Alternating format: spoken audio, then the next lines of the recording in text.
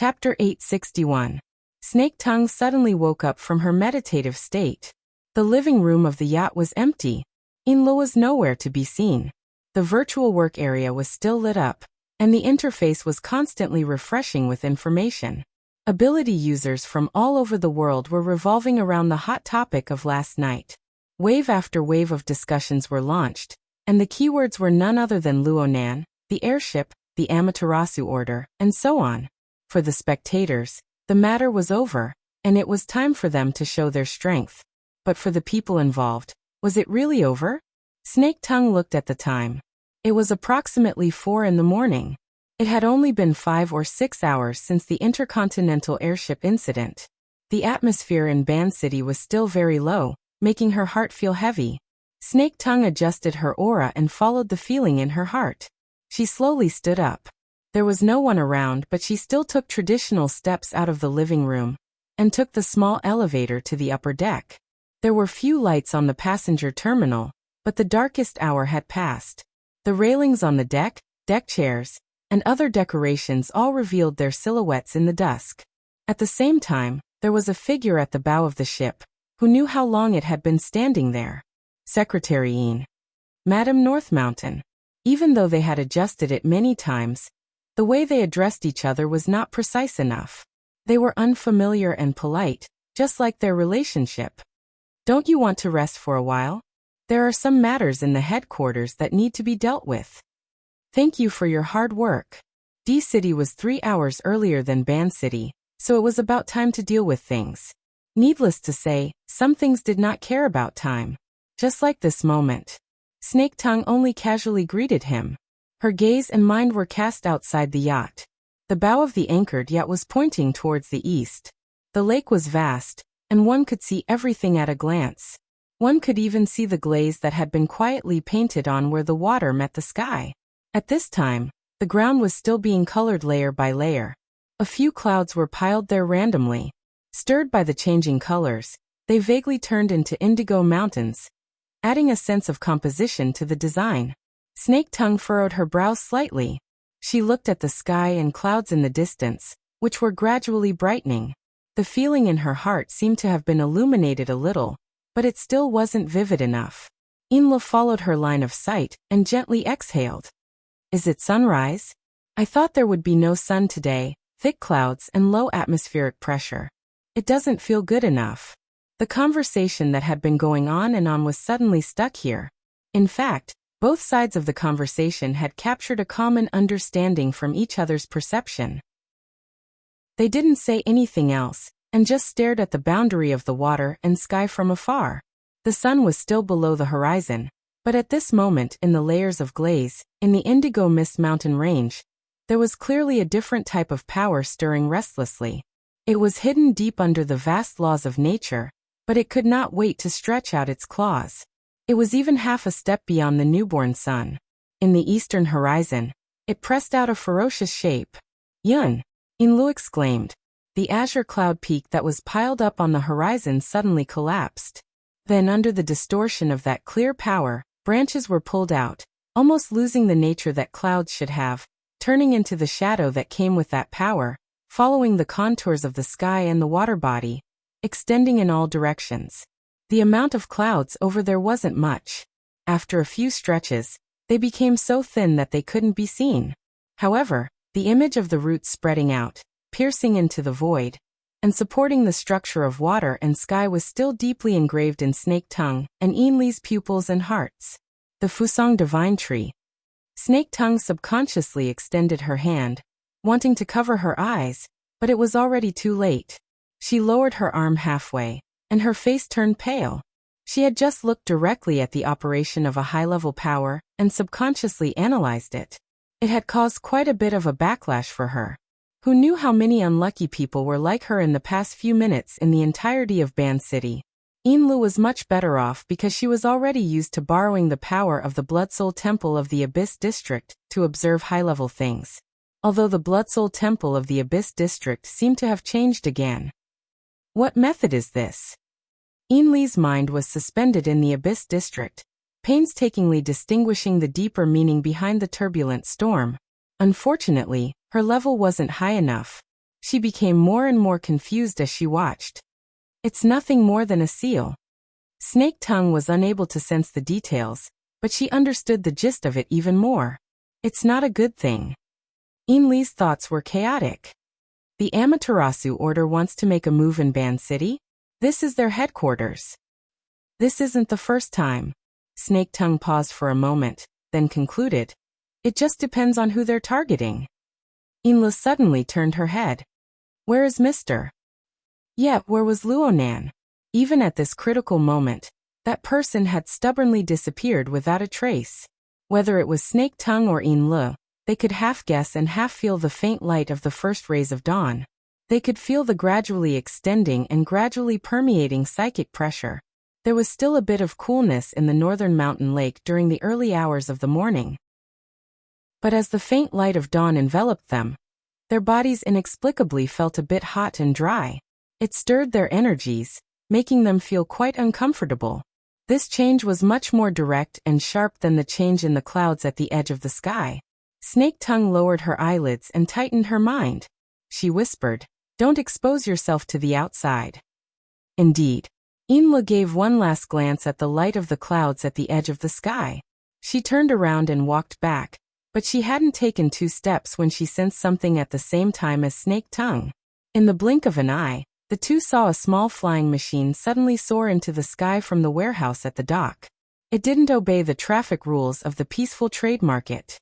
It flew straight into the clouds and soon disappeared from their line of sight. Inlu and Snake Tongue glanced at each other. They both furrowed their brows. In this kind of situation, as long as one was an ability user, they would have to make some sort of reaction. However, most of them would be like Inlo and Snake Tongue. They would be muddle-headed and make guesses. Captain Jimmy's reaction was too obvious. This wasn't strange. After all, they were backed by Quantum Corporation, and even the government and military. On the other hand, over at the inner world, the two hurriedly returned to the living room on the lower deck. It was quite strange. As they entered the shadowy area of the cabin, the discomfort brought about by the disturbance of energy naturally calmed down. The effects were immediate. They just didn't know if this was a temporary phenomenon. The projection work area was still flickering at this time. The interface where Luonan and the Amaterasu Order spammed before finally had some other elements mixed in. Ban City, Fantasy Clouds? This topic had just appeared for a few seconds when another freshly baked topic flipped to the top. Ban City's sunrise. Please help me decipher it. Vitality is restless? I nearly went berserk just now. The coordinates are the Shitian district of Ban City. The Divine Tree's Kingdom of Heaven descends. Since the topics discussed in the forum were closely related to Ban City, the words that followed easily swept away a large amount of attention from the world.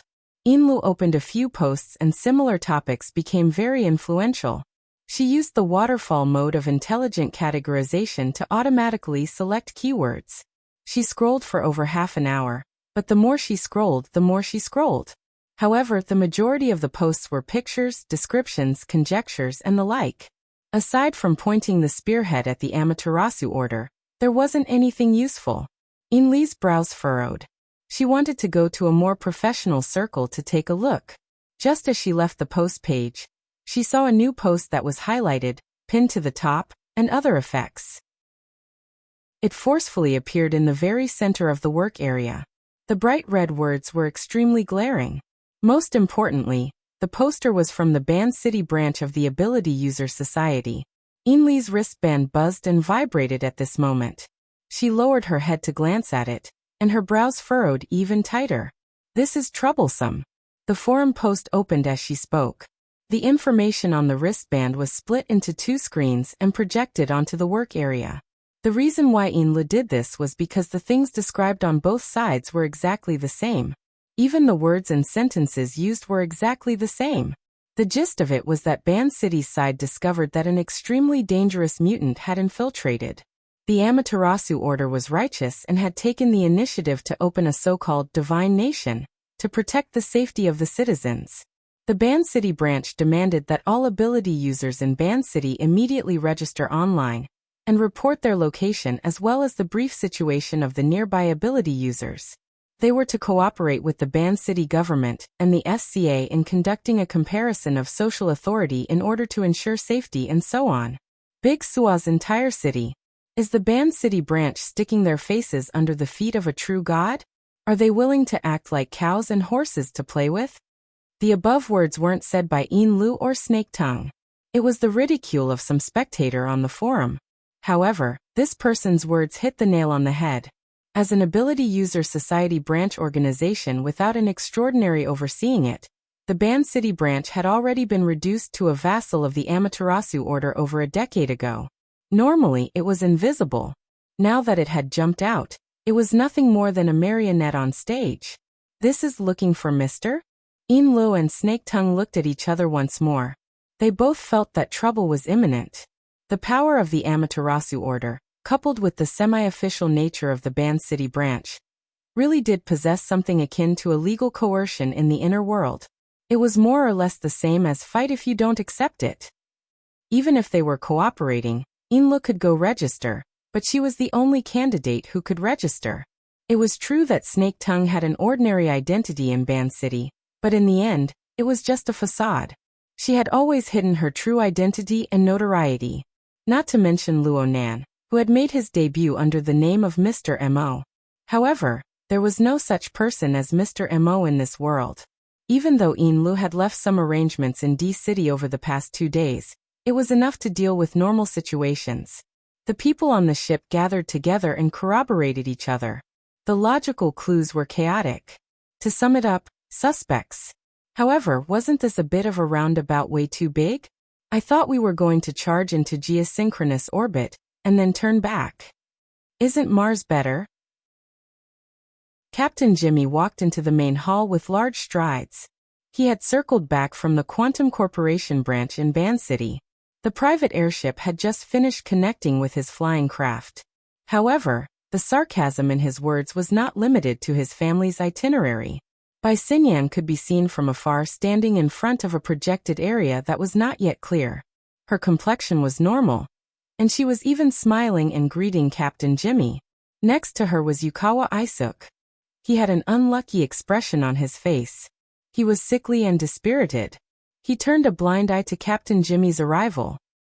You're beating around the bush because you can't find him. You're still so self-confident.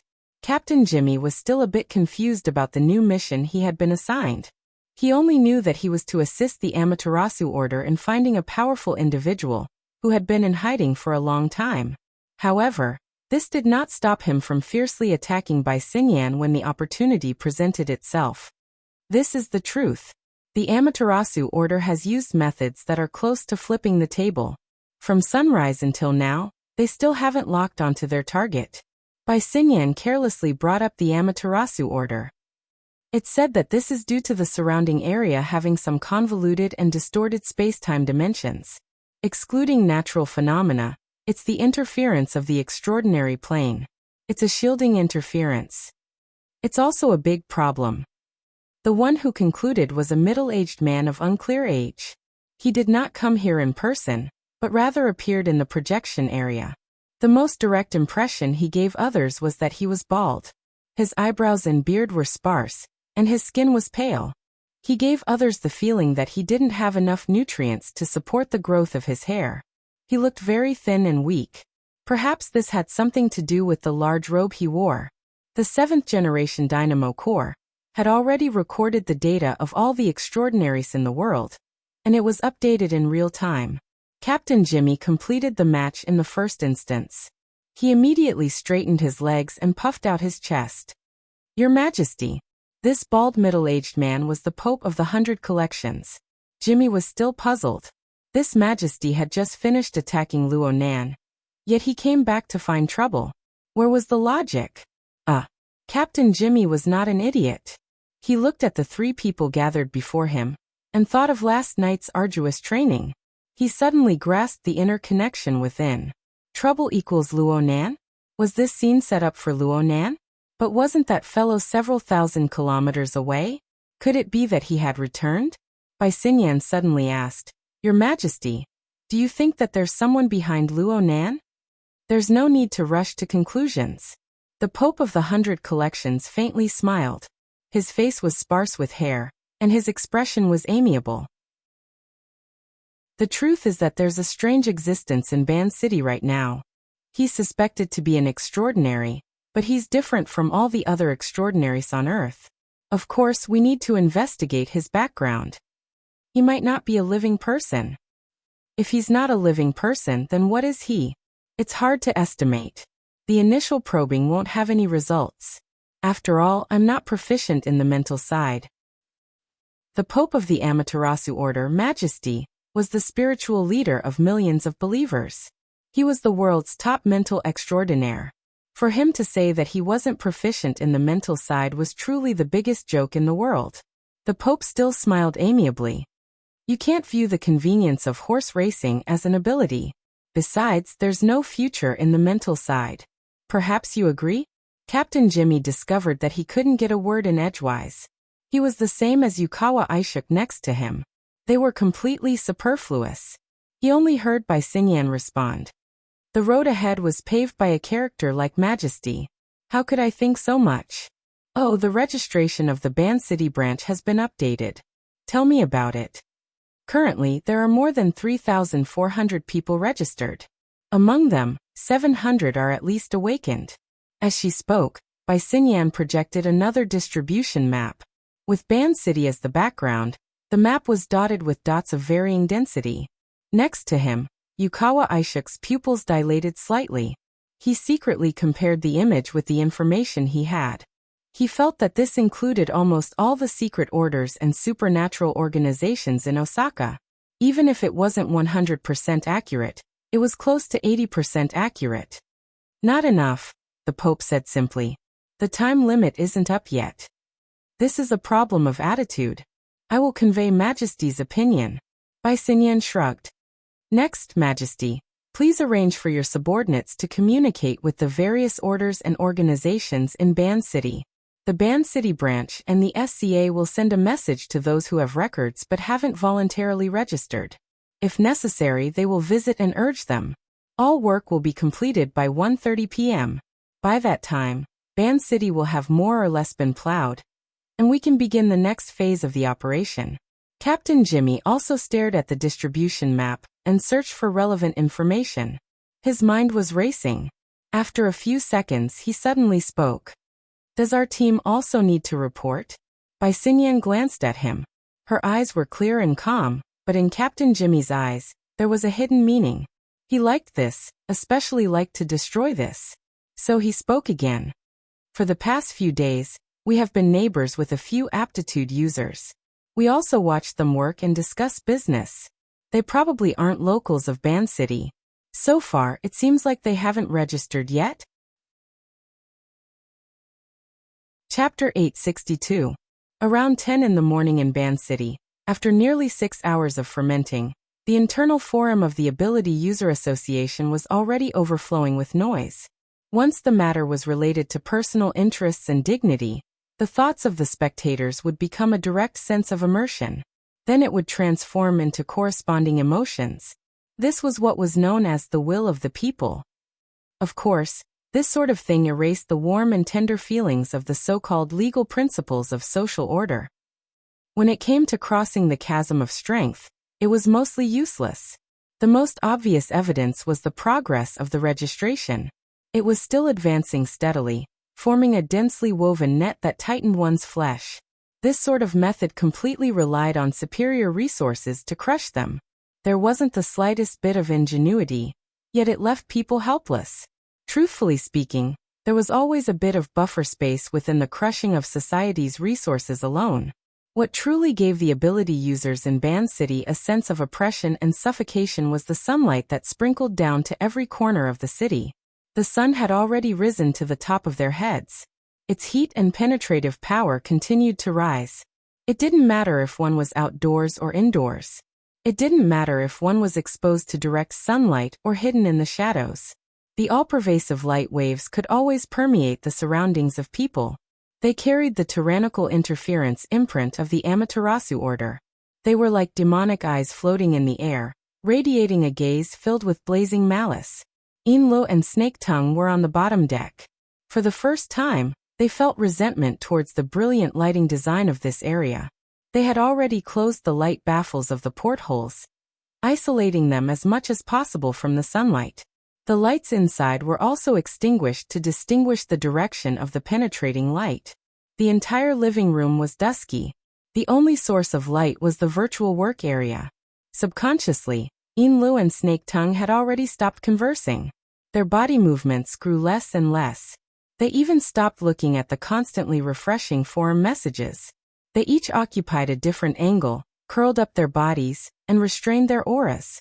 It was as if they were in a narrow and claustrophobic cage, under 24-hour surveillance. They were like clay sculptures or wooden statues. They didn't know whether or not they had already been exposed. In fact, it didn't matter whether they knew or not. Right now, all responses and all pretenses would become weak and laughable in the face of the chasm that was like a heavenly moat.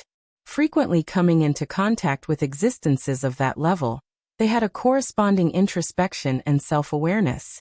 Time passed little by little. Snake Tongue's state of mind went from doubt to disturbance, and then gradually returned to tranquility. His rich life experience, especially in the past half a year, had already polished a persevering and tenacious heart. She temporarily couldn't understand life and death, but as long as she could survive, no matter how difficult the situation was, it didn't seem to be more torturous than the previous 200 days. When one's heart calmed down, one's senses would naturally arise. The feeling did not originate from the stimulation of the sky barrier, but from the spiritual level. It was almost a natural disturbance, like air currents and water waves. They had existed since a long time ago, but they were too common, causing people to unconsciously overlook them. Snake Tongue even felt that this wasn't an external stimulus, but rather a subtle and mysterious connection. At this moment, all external activities were immersed in a high-risk environment, and she was under multiple constraints and restrictions. Moreover, it was not a good time to meditate and cultivate, so her attention was naturally drawn by this subtle connection. Furthermore, she also discovered that the other end of the connection, or rather, a key node, was right beside her. It was on Yinlu, who had also entered a state of silence. This was the so-called subtle mystery. Once the mind was biased, the connection between the two would naturally be strengthened. On the other side, the eyelids of Yinlu, who had her eyes closed in contemplation, twitched. She opened her eyes to a slit, and her pupils turned slightly to make contact with Snake Tongue's gaze. This allowed her to further confirm that the connection really did exist, and it was extremely sharp. Was this a type of mutual telepathy? It was more or less related to Luonan. When was it established? What was the point of safety in the current situation? The thoughts in Snake Tongue's mind couldn't help but grow, but she soon came to a realization. There was no meaning in thinking about these things because she most likely wouldn't obtain an immediate answer. It was clear that although Yinlu sensed it, she was in a state of astonishment. Just as both sides were probing, contacting, and researching, a telepathic thought suddenly interjected. It was unfamiliar beyond their imaginations, but it had the flavor of familiarity. It was like a drunken stupor in relaxation.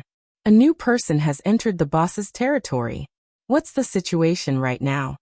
The sudden insertion of his will instantly picked up the obscure form and caused the power behind this layer of subtle connection to expand with a hum. The increase in energy level brought about a direct feeling, which was the change in luminosity. It was like a flash of light in a dark room. It flickered and died, but it was enough for people to see the outline of a scene that exceeded their expectations. Of course, this was on the mental plane. Whether it was Yinlu or Snake Tongue, they were both shocked. In comparison, Yinli's mental strength was a notch lower. Her habitually suppressed telepathic thought had a clear increase. It was as if a bomb had been set off in a relatively quiet space. Who is it? A pitiful person who works for some boss. Perhaps the other party felt that this explanation was too confusing, so she added, "To put it nicely, I'm like a secretary or a maid. To put it bluntly, I'm like a leashed cat or dog. I forgot to introduce myself. I'm called Cat Eyes." When the other party frankly introduced herself, The latent power that had burst forth from the stimulation of their telepathic exchange returned to tranquility. It quickly settled down, just like a flash of light that had been polished and then extinguished. It was just that after settling down, the flickering embers naturally possessed a certain law. When Cat Eyes finished introducing herself, the result of the law's guidance had already changed from a quantitative change to a qualitative change. It had accumulated to a meaning of existence that could be sensed by the 3 female ability users of similar statuses. This was a relatively meticulous structure, and it possessed an extremely distinct sense of space. Cat Eyes, Snake Tongue, and Yinlu resided on the mental plane. Their eyes, ears, mouth, nose, and all sorts of other senses, as well as their perception of the external material world, were separated by a layer. Only the mental plane, the law and order that gradually became clear, gradually appeared in a pattern that they could understand. The feeling of the flash of light in the dark room was far too vivid, so much so that the 3 of them still felt that this was a dusky room of unknown size. They maintained a relatively close distance between each other, similar to the type where they stood side by side. Due to the accumulation of changes in their perception, Snake Tongue and Yinlu weren't able to react in time to Cat Eye's self-introduction. Only after a few seconds did Yinlu speak: Cat Eyes? Xia City's Cat Eyes? After half a year of in-depth understanding, Yinlu naturally knew that Cat Eyes was a member of Luo Nan's circle of friends. But for them to meet under these circumstances, it seemed that their identities weren't as simple as just friends. If it was a deeper layer, was she a forbidden zone? It had to be said that Cat Eyes' attitude gave the 3 a good start in their interaction. Under her good example, and of course within Luo Nan's domain, Snake Tongue and Yinlu had no meaning in hiding their identities. Their self-introductions naturally came. There was a certain awkwardness in this period of time. After all, their identities and positions were more or less contradictory in the public social network of the inner world. However, Cat Eyes didn't nitpick. Whether it was Yinlu, who came from the Blood Flame Order, who was deeply involved in the Sun Jiai intermediary case, or Yinlu, who was once her mortal enemy, Snake Tongue, who was theoretically missing or even dead, she only clicked her tongue twice. She quickly returned to a more realistic level. You guys are all in Ban City. What are you helping him do? Work? Daily life? Warm the bed? We're just listening to Mr.'s arrangements. Yinlu appropriately followed up, allowing the idle chatter to have a relatively smooth relay. Things aren't going well now that the Divine Kingdom's canopy has opened, right? That's true. Is there any news or reaction from Xia City? There's an uproar, but we're just watching the excitement. But looking at your current situation. Cat Eyes snorted twice. Everyone says that the boss fought a battle with the Amaterasu Order on the Pacific Ocean. Now that he's overcome his calamity and broken through, he's like a flying bird and a jumping fish. But if that's the case, it doesn't seem to be the case? It's a bit complicated. Yinlu's mood was indeed quite complicated. I understand your feelings, but it's the same as before. I really don't understand what in the world is going through someone's mind. His lordship's previous arrangements were always like this. Snake Tongue joined in as well. Their telepathic communication was a bit more straightforward than usual. Yeah, it's a mess. But in the end, he's always forcefully rescuing the situation, giving people the misconception that he's unfathomable. Cat Eyes was happy to introduce her experiences to these 2 latecomers, even though she didn't really understand the current situation. In the past, Cat Eyes often borrowed the Living Starry Sky, the large production line, and other similar mental domain structures to launch a long-distance mental link with Luo Nan. But those were relatively abstract mediums. It was like facing the void, crossing unexplainable dimensions.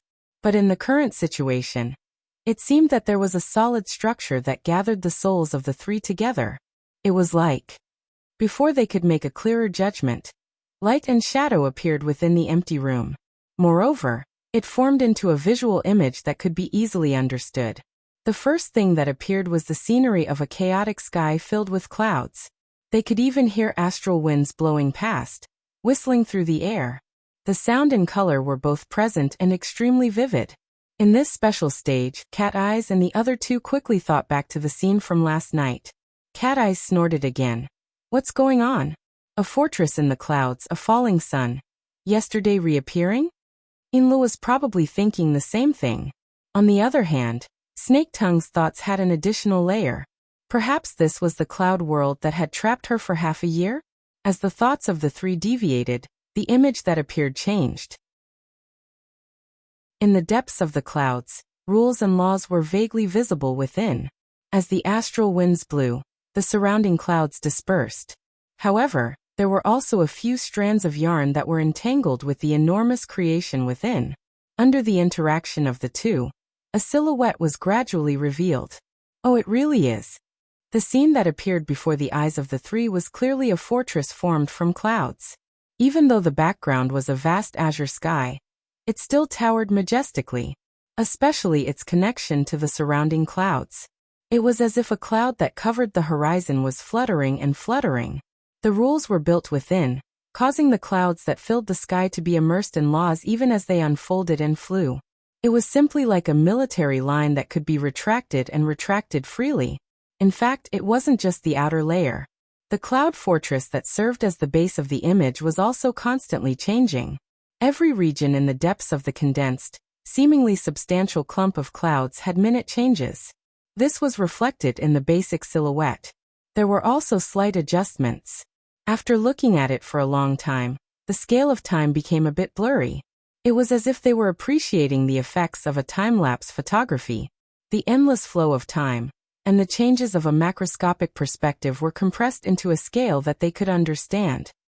The special effects are pretty good. I can't see anything deeper than that. Cat Eye's evaluation was basically the consensus of the three. From the looks of it, the image displayed was still a certain distance from the real world. It was as if the three of them were in a movie theater, watching the image displayed on an enormous screen. If one were to lower their expectations, it could be considered more realistic. But if one were to use a harsh attitude to evaluate it, there was a barrier called reality between them and the image. The boss called us over for the sake of letting everyone watch a movie and relax. It's also possible that he's teaching us live. When considering Luo Nan's temperament as well as the fact that they couldn't relax in Ban City, Cat Eye's second half of her judgment was quite agreeable. The three of them were all observing and pondering. The large screen in front of them was playing what seemed to be a large-scale production, but it still lacked an immersive experience. It was as if the three of them were sitting in a traditional movie theater. They interacted with each other under the dusky lighting. They could only see the blurry silhouettes of each other, but they were unable to see any further details. This sort of analogical experience made it easier for them to adapt to their current environment. It allowed their communication to become smoother. Inla shared her new feeling. It seems like there's something else inside the cloud fortress. Where is it? There's a bloody glow in the middle. Is there? There isn't? Inla was very baffled. Her current mental state was also very baffled. Her mind was naturally divided into two parts. One part was communicating with people in the movie theater that was neither real nor fake, unable to see through the bewilderment barrier. The other part was stationed in the Abyss District. It was closely connected to the structure of the Blood Soul Temple in the Abyss District, forming a transparent high-level clairvoyance. The two parts of her mind didn't conflict. They were both real and real. Gradually, she could feel the structure of the Blood Soul Temple in the Abyss District. There existed a rather rhythmic warped undulation. This caused her mind to sway, and she was quite pleasantly surprised. It was probably because this feeling was very familiar. She would come back to it from time to time in the past half year. According to Mrs. Halder, this was someone's usual experimental method. The foundation of the Bloodflame Order was essentially nothing more than a set of experimental products for that person. As the deputy first ablatum of the order, it was actually a bit difficult for Inlu to adapt to this rhythm. But under the current circumstances, this distortion that affected the foundation of her extraordinary strength was like a gently swaying swing. It brought her along to leisurely sway. Everything was out of her control, but it was inexplicably safe and secure. Mister. The thought appeared in the movie theater. Before it could completely take shape, Cat Eyes let out a whoa from the side. There really is one. The background of the image of the blue sky and white clouds suddenly had the color of blood spread out. Moreover, it appeared at the center of the mist fortress that Inlu spoke of. The newly emerged elements possessed a very strong sense of space. It was as if they had entered another world through a hole in the depths of the mist. There were towering rocks and flowing bloody light. Below it was a hot lake of lava, and above it floated turbid clouds and lightning. It was malevolent and terrifying. It was similar to the demonic realm's ghost prison. Within the movie theater, one could even hear the muffled sounds of lava boiling and flowing. Inli's mind finally became confused. She couldn't distinguish the relationship between the structure of the Blood Soul Temple in the Clear Abyss district and the image of the Blood Soul Temple in front of her. She subconsciously muttered to herself, "The Blood Soul Temple?" Before Cat Eyes and Snake Tongue could react to this, a living creature with wings suddenly emerged from the chaotic cluster of clouds. It was accompanied by a long and hoarse cry as it charged out. Its shape was similar to a prehistoric pterosaur. It had a sharp beak, a thin neck, long wings, and a thick tail. Its entire body was featherless and covered in scales. The most astonishing thing was that these things were actually in groups. When the leader appeared, a dark mass of people followed behind, stacking upon each other. Amidst the clamorous cries, they spat out a large amount of acid. It was like a violent gale, and a sudden shower of rain that rolled down. The cloud was wrapped in acid rain. Suddenly, lightning flashed and thunder roared. Amidst the crackling sounds of exploding lightning, a group of beetles resembling a black cloud appeared. It was unknown how many thousands or tens of thousands of them buzzed out. What followed was an absurd amount of meteors that were thrown down. However, halfway through, one could see that each and every one of them had their limbs bunched up. It was difficult to distinguish their stone humanoid forms as they were thrown down towards the bottomless layer of clouds. And this was just the beginning. In a few breaths of time, there were countless waves of marvelous creatures that appeared from within the cluster of clouds and lightning. Behind them, there were even man-made flying machines and large mechas rushing out. Occasionally, there would be a few illusory human figures whose faces could not be seen clearly. They either spiraled in the air, dropped down at high speeds, or attacked each other. They occupied the entire screen of the image. The three female ability users in the movie theater seemed to be watching an absurd fantasy war film. It also seemed as if they had fallen into some absurd dreamland. A more rational way of looking at it would be like someone had taken multiple shots and spliced them together into a video work. At the same time, it was presented in this large background. Not to mention the effects of the editing, just the logic of the shots was enough to make one feel despair. If one had to find a common point from this mess of images, then it would probably be this. Every image of an existence manifested an extraordinary power. Moreover, every power seemed to be rather out of the ordinary. This was especially true for the few illusory human figures that pierced out from the back. Most of them were only wrapped in a single layer of armor. Some of them even wore unlined clothing and were unarmed. Yet every movement they made pierced through the sky and collapsed the clouds. They roared through the wind and thunder. It was as if they were gods manifesting themselves. Cough. It should be said that everyone was an extraordinary. The image of Cat Eyes in the movie theater very naturally assumed a posture of supporting her chin with her legs crossed. Your Blood Soul Temple is actually a summoning class? That's not funny. Not to mention the two conversing, Snake Tongue was watching seriously to the side. She was dizzy from watching, but at the same time, she had some strange sensations. She seemed to be able to hear some sort of noise amidst the unbearably chaotic background noise of the fantasy war film. It was extremely muffled and rather chaotic. Most importantly, she was unable to find a corresponding scene in the movie playing. She practically believed it to be a tinnitus illusion. But where did the tinnitus come from within the framework of Luo Nan's mental domain? Once the sensation was born, it was like maggots attached to the bones. It lingered and refused to disperse. Did you hear anything? Cat Eyes suddenly changed the topic. Snake Tongue could feel that the telepathic connection between the three of them still existed. Some strong thoughts would be sensed by the other two even earlier than the modified thoughts of communication. The three of them still needed some time to get used to this sort of communication method. It was easier for them to reach a common understanding, realize sharing, and even form a resonance. Correspondingly, the feeling naturally multiplied. There was no more conversation after that, but the extra noise that was like maggots attached to the bones grew clearer. Unknowingly, the thoughts of the three sunk downwards. In this bizarre movie theater, it was tantamount to listening attentively. Buzz buzz buzz. Boom boom. The noise was mixed with director Luo Nan's special visual effects. There seemed to be a certain rhythm to it. It was quite familiar. But probably because they were quite nervous, the three of them had a mental barrier. They were unable to distinguish it for a time. In the end, it was Cat Eyes who laughed in spite of herself. She eased the atmosphere. The viewing environment of this movie theater opened by the boss isn't too good. Huh. These words were like a cold blade that had been unsealed. It streaked across the hearts of the three. There's someone else? It was very normal for there to be other people in the movie theater. But the radiance on the large screen suddenly turned intense, causing the luminosity of the entire movie theater to rise by a notch. It also opened up their field of view. And so the three of them had a momentary feeling of confusion. They were already close to getting used to the movie theater. It was a bit inappropriate. They really were in a sealed space, and they really were watching a video. But this space was much larger than the movie theater. It was like an enormous stadium.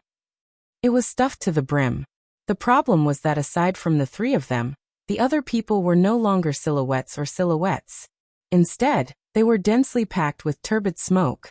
The smoke itself didn't seem to flow, but it really did exist. And in the deepest depths of the smoke, there seemed to be gloomy flames. They were one after another, and their boundaries could not be seen. They were like swaying soulfire. Cat Eyes, Snake Tongue, and Yinlo had a mental interaction once more. Their blood ran cold. Inside the movie theater. Even if it was a movie theater, it wasn't just the three of them. There were other people. There were many, many people. They existed in an even more chaotic and fuzzy form. The additional noise seemed to be the whispers and discussions of these people. In addition, there was also clatter, clatter, clatter. It was unknown when, but the fine sound of trembling chains had emerged from within the turbid mist soulfire. It rang in their ears, and it was also boundlessly far away. If one were to carefully experience it, it would seem as though the chains were probing out from the depths of their souls. One end was locked, and the other end was connected. They were connected to a boundless and enormous net of chains. Every person within the movie theater, regardless of whether they were complete or incomplete, was a tiny node in this enormous net. This, Cat Eyes clearly recalled the nightmare from a few days ago. This memory was conveniently shared with the other two, and the corresponding emotions were transmitted back. Her willpower was trembling unconsciously. The structure before her eyes was becoming more and more different from the movie theater. It was to the point that a more suitable name was given, an altar. An enormous altar. An innumerable number of believers surrounded the surroundings, attentively watching the chaotic image in the center. Or perhaps it could be called a miracle. They also offered their souls to the miracle. The power of the sacrifice transformed into invisible flames that resonated with the miracle on the altar. It provided energy and also refined the images, allowing the gaps to be mended and naturally transition until they became one. Within the space of the altar, there were millions and millions of souls. The chains connected, sacrificed, and smelted, forming a complete closed loop. This was no longer a movie. The vivid and lifelike images and inconceivable scenes were merely embroidery that floated on the outer layer of true power. As the power trembled, it seemed to exist in the form of a living being. As for what the deeper nature of this power was, just below the trembling embroidery, a ferocious shadow suddenly appeared. Although it was only half a body, one could already see the ugly appearance of a human face, an arachnid body, and 6 different colored pupils. The instant this demonic shadow appeared, the surroundings of the entire altar seemed to be burning with a layer of raging flames. The flames scorched the mind and scattered fear. It was as if all the destructive power within the chaotic image in the center was projected onto the plane of reality. But it was only as if. The malevolent demonic shadow arched its body halfway out when a foot stomped heavily on its back. A complete and familiar silhouette of a human stepped on the arachnid demonic shadow. appearing within the vision of the consciousness of the three clear-headed people. Luo Nan. The embroidery of true power trembled even more violently. It was thanks to them that the body of power, which was originally invisible and unfathomable, had vaguely transformed into an enormous cloak. It encircled Luo Nan's body, conforming to the marvelous rhythm of Luo Nan's existence as it trembled and tumbled. They could only see that Luo Nan was the core of the cloak, but they could not see where it extended to. Luo Nan created all of this. He dominated all of this. He obtained all of this. He was at the center of the cloak. He was at the center of the altar. He was at the center of the entire system. He controlled and bore the weight of all of this. Therefore, he naturally became the focal point of everything. He did not look in any direction. He was like a statue of a god worshipped in a temple, watching over everyone. Cat Eyes could feel that the other two had already assimilated into the scene. Although they had entered later, they were more receptive to this scene than she was. Perhaps this was how the Luo Nan in their heart should be? But she thought about their first meeting a few months ago. She thought about their contact in reality, and compared it to the image before her eyes. She subconsciously felt an even more intense tremble. This bit of emotional reaction was soon drowned in that damned resonance. Perhaps it was precisely because of this resonance that the rhythm of the noise that made one's scalp go numb became even more distinct. In the end, it unified into some sort of hymn. Millions and millions of people chanted in unison. Cat Eyes chanted along, but the contents of her chant were far too vague. She chanted a bit in a muddled daze. She vaguely felt that the enormous cloak was a bit closer to her. It fluttered and brushed past her face. It flooded her mind, covering her in an unknown layer. All of the distractions completely receded at this moment. Only the words of praise emerged from the bottom of her heart. They curled up like smoke as they rose unhurriedly. My heart is a prison, my heart is a furnace. My heart is a mirror, my heart is a nation. Chapter 863. Snake Tongue sank into a dream that was hard to wake up from. She was originally at the side of the enormous altar in the movie theater, resonating with the countless believers and praising the inconceivable Lord. Her soul nearly melted into it. But she didn't know when it started, but she had already entered an even more absurd space. There was no process or transition, no sufficiently convincing logic. It truly was like a dream. But this dreamland was becoming more and more real. Snake Tongue seemed to have arrived at a battlefield filled with endless cannon fire. That's right, it was a battlefield. The logic of the dream was rapidly becoming complete, giving her an incomparably deep and conclusive impression. She had sunk into the center of the chaotic war zone. She was surrounded by impregnable fortresses. Rumbling war machines could be seen everywhere.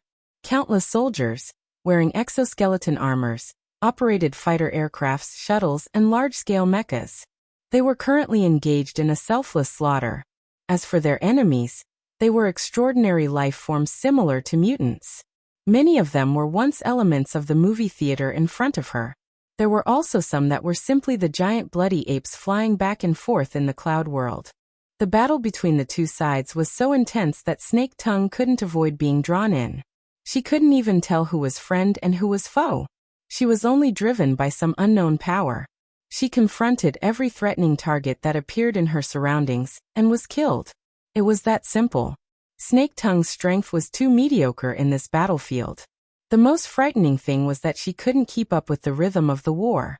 As a cursemancer, she wasn't used to this kind of chaotic, intense, and tornado-like killing situation.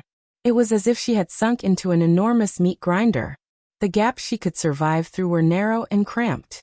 The slightest bit of carelessness would cause her to be crushed into meat paste.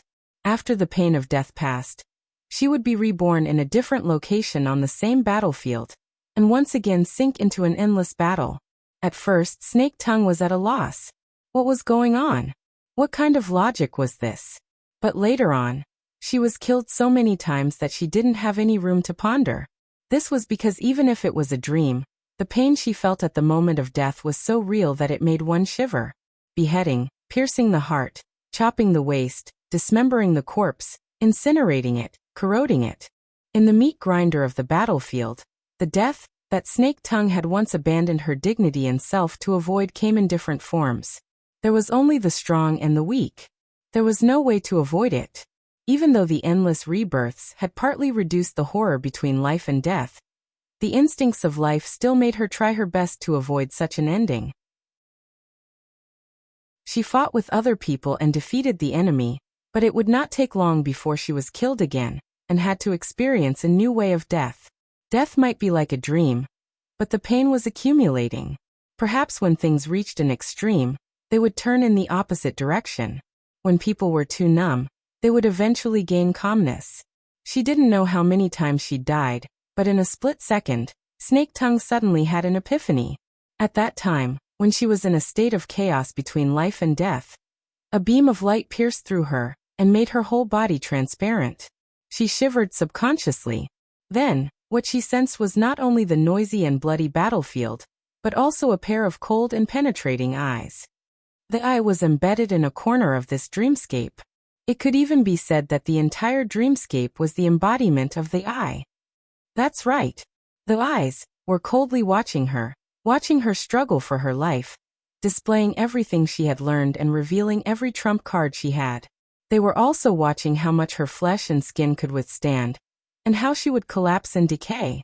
Just like that, Snake Tongue was seen through from inside out. Snake Tongue was no longer confused. It was Luonan.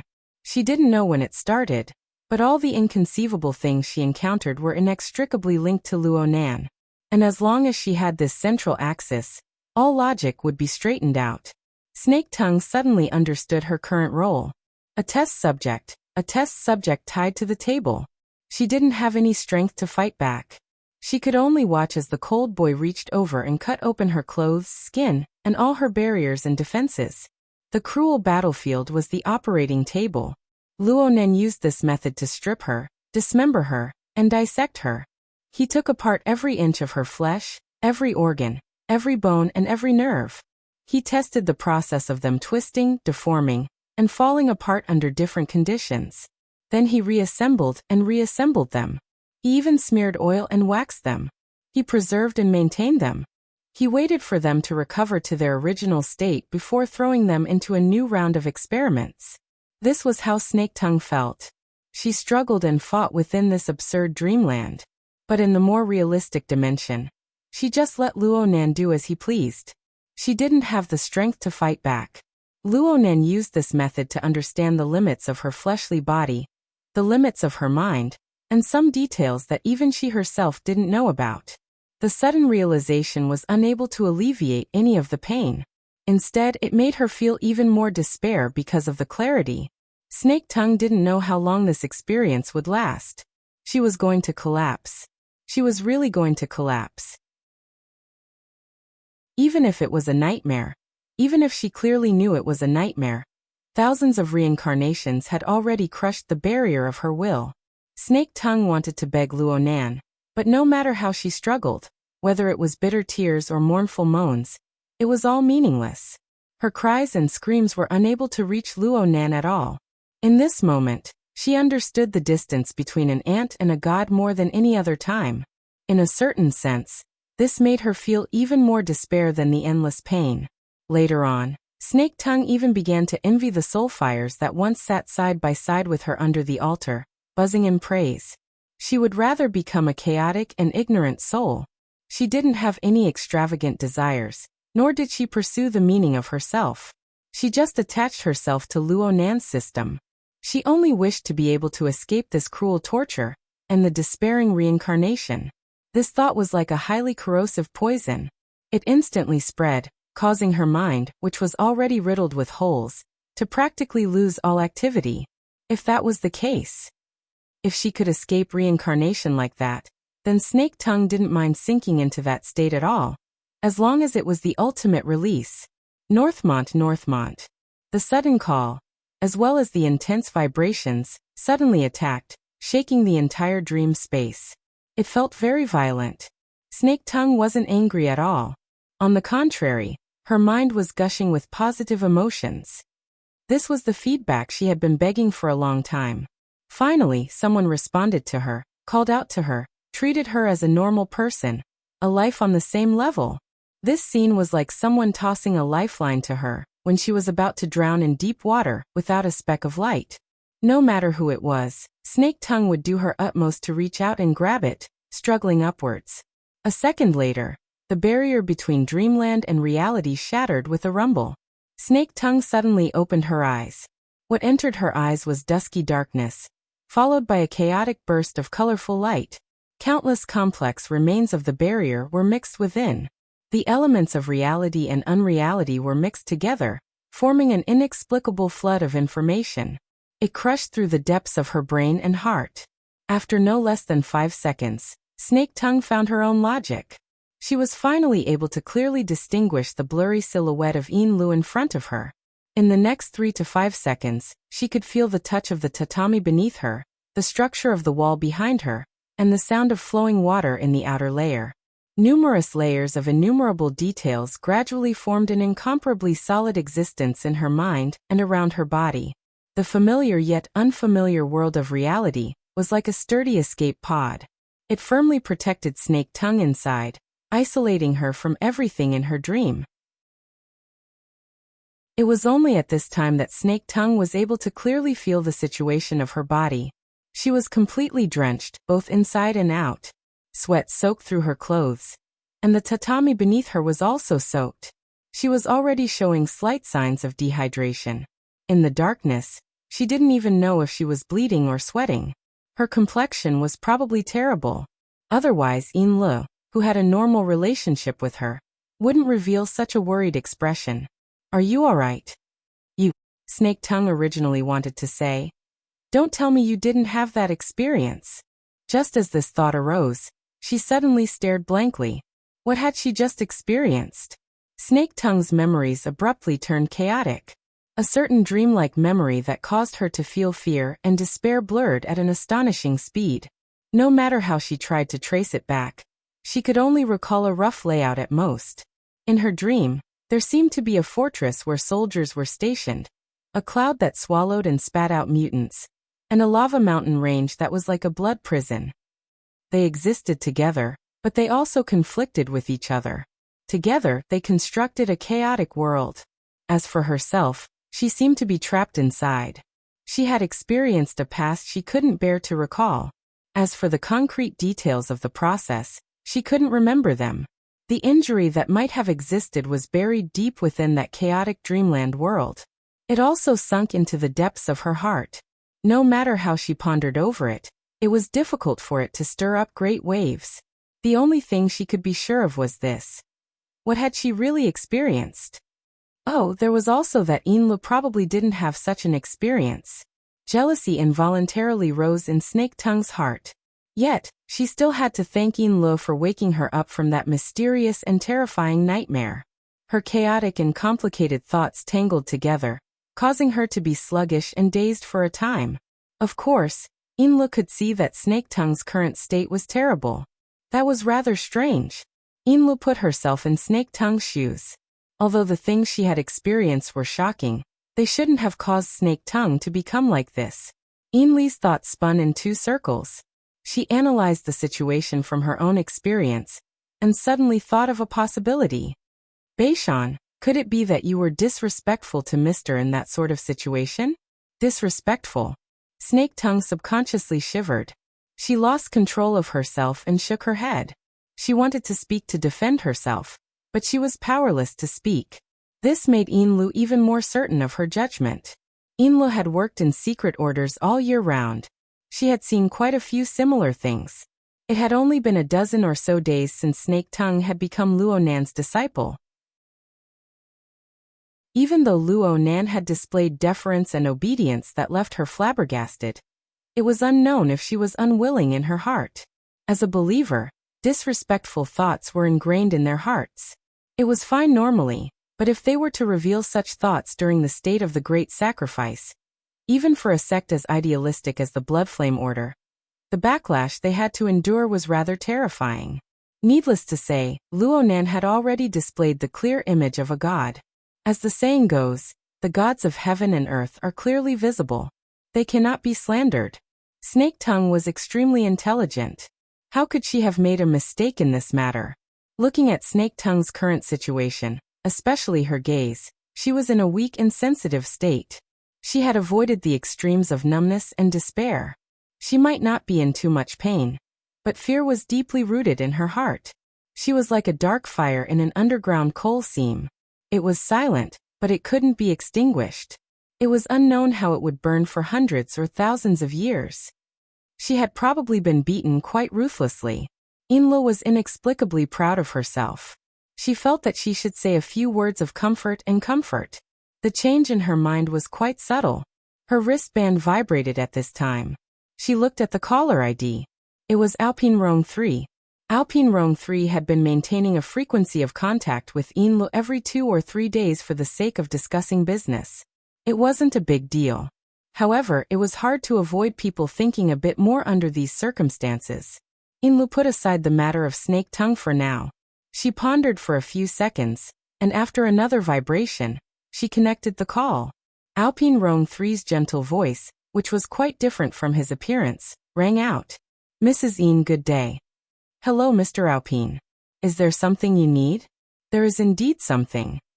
Sure enough, Alpine Rong 3 called at this time to talk about the matter of registration. With the Amaterasu order behind the scenes, the bureaucratic system of Osaka City was mobilized. The so-called registration could really be played around with. For a business entity like the Great Marsh Order that spanned the secular world and the inner world, there were many items to be filled out for registration. Not to mention the clergy of their own shrine, the employees of the association, and those with an inner world background, they had to send over a name list. Even people with recent business cooperation, as long as they were ability users, had to write a brief so that they could mutually verify. If they found it troublesome and didn't report or omitted to report, well, they might violate the relevant public security regulations. At that time, even if they had already signed a cooperation agreement, they might not be able to pass the Peace Trade Council, or even the Osaka City government's investigation. Any business could be ruined. Most importantly, they would definitely offend the Amaterasu order. The registration had to be done. Alpine Rong 3 had called to give his greetings before the registration was submitted. He also wanted to see if there were any inconveniences on Een Lee's side so that they could both be aware of each other. Een Lee couldn't tell them if there were any inconveniences. She could only calmly express her understanding. She didn't forget to worry for Alpine Rong 3. It's just that there are quite a few people in the processing plant. Do they all have to be registered? Alpine Rong 3 sighed a few times. A large portion of the workers employed in the factory come from the tribes of the wilderness. Many of them are infected by deformities.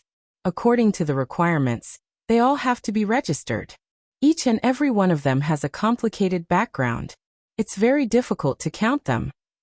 Normally, this sort of thing would be done with everyone's eyes closed.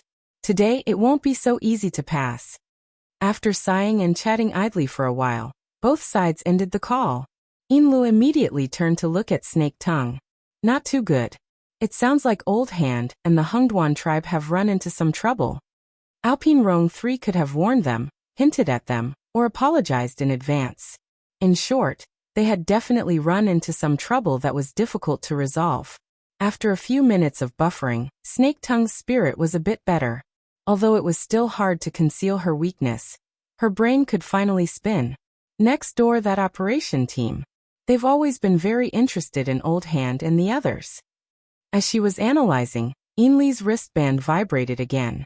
This time, it was an unfamiliar number. Through AI matching, it showed that it was the office number of the Ability User Association's Osaka City branch. Een Lee furrowed her brows. She connected the call again, but this time, she asked despite knowing the answer. Who is this? A woman's voice rang out from the other side. There were no fluctuations in emotion. She spoke in a businesslike manner. The Blood Flame Order's Deputy First Ablatum, Madame Een Lee? This is the External Relations Office of the Ability User Association's Osaka City branch. Oh, hello. We have here the inspection report of your entry and the signed security agreement. According to the relevant clauses, we are here to notify you of a special event. Een Lee's gaze met Snake Tongue's. She continued to play dumb. What's the matter? May I ask if you already know of the notice issued by the Saka City branch? I'm not too clear. Then please take a look at the highlighted topic on the Ability User Association's internal forum. The title is, Please follow the requirements of the notice and report as soon as possible the members of your esteemed order in Saka City, their location, and other relevant matters. All information please be submitted through the designated channels before 1:30 p.m. in the afternoon. 1:30 p.m. in the afternoon? Our order also has property in Saka City. We also have quite a few ability users. It's not easy to calculate. Isn't the time a bit tight? There's no room for discussion. If Madame Inla still doesn't understand the gravity of the situation, then please take a look at the relevant notice and immediately begin the relevant work. There seemed to be someone speaking on the other side. It paused for a few seconds before suddenly changing to a different person. It was clearly a man's voice. His throat was rough, as if he always had phlegm stuck in his throat, ready to spit out at any time. Deputy First Abladim? The other side asked despite knowing the answer. It felt like she was an extremely powerful person. Inla said suspiciously, "You are." The administrative department and SA have sufficient evidence to prove that a portion of the restricted personnel of the peaceful trade market are suspected of making false registrations in this matter. These people maintain close contact with you. In order to clear the suspicion of your order, please immediately submit the relevant information. Inlu furrowed her brows. I just said that the statistics are very difficult. The other side responded firmly. If there are difficulties, then overcome them. I'll give you an hour to submit all the information before 11 a.m., or else bear the consequences. Inla was so angry that she laughed. This group of people from the Saka City branch were all cowards in front of the Amaterasu order. How dare they put on such a show at this time? The tone on the other side became even more ruthless. Listen up, Saka City is not the Bloodflame Order's territory, and the peaceful trade market is even more so. You can do business if you want, but if you mix in sand, I'll make you regret stepping on this land. This didn't sound like the tone of the Saka City branch. It sounded more like a violent person. Inla stopped laughing. Who are you? A judge to confirm your crimes and hand them over to the flames of heaven to carry out the holy judgment. The other side directly cut off the communication. Who was this inexplicable fellow? Inla had a deep impression of that person's voice and domineering attitude. However, what left the deepest impression was still the words flames of heaven. He's definitely not a member of the Saka City branch. He should be someone from the Amaterasu order. That's not the case. Snake Tongue said in a low voice from the corner.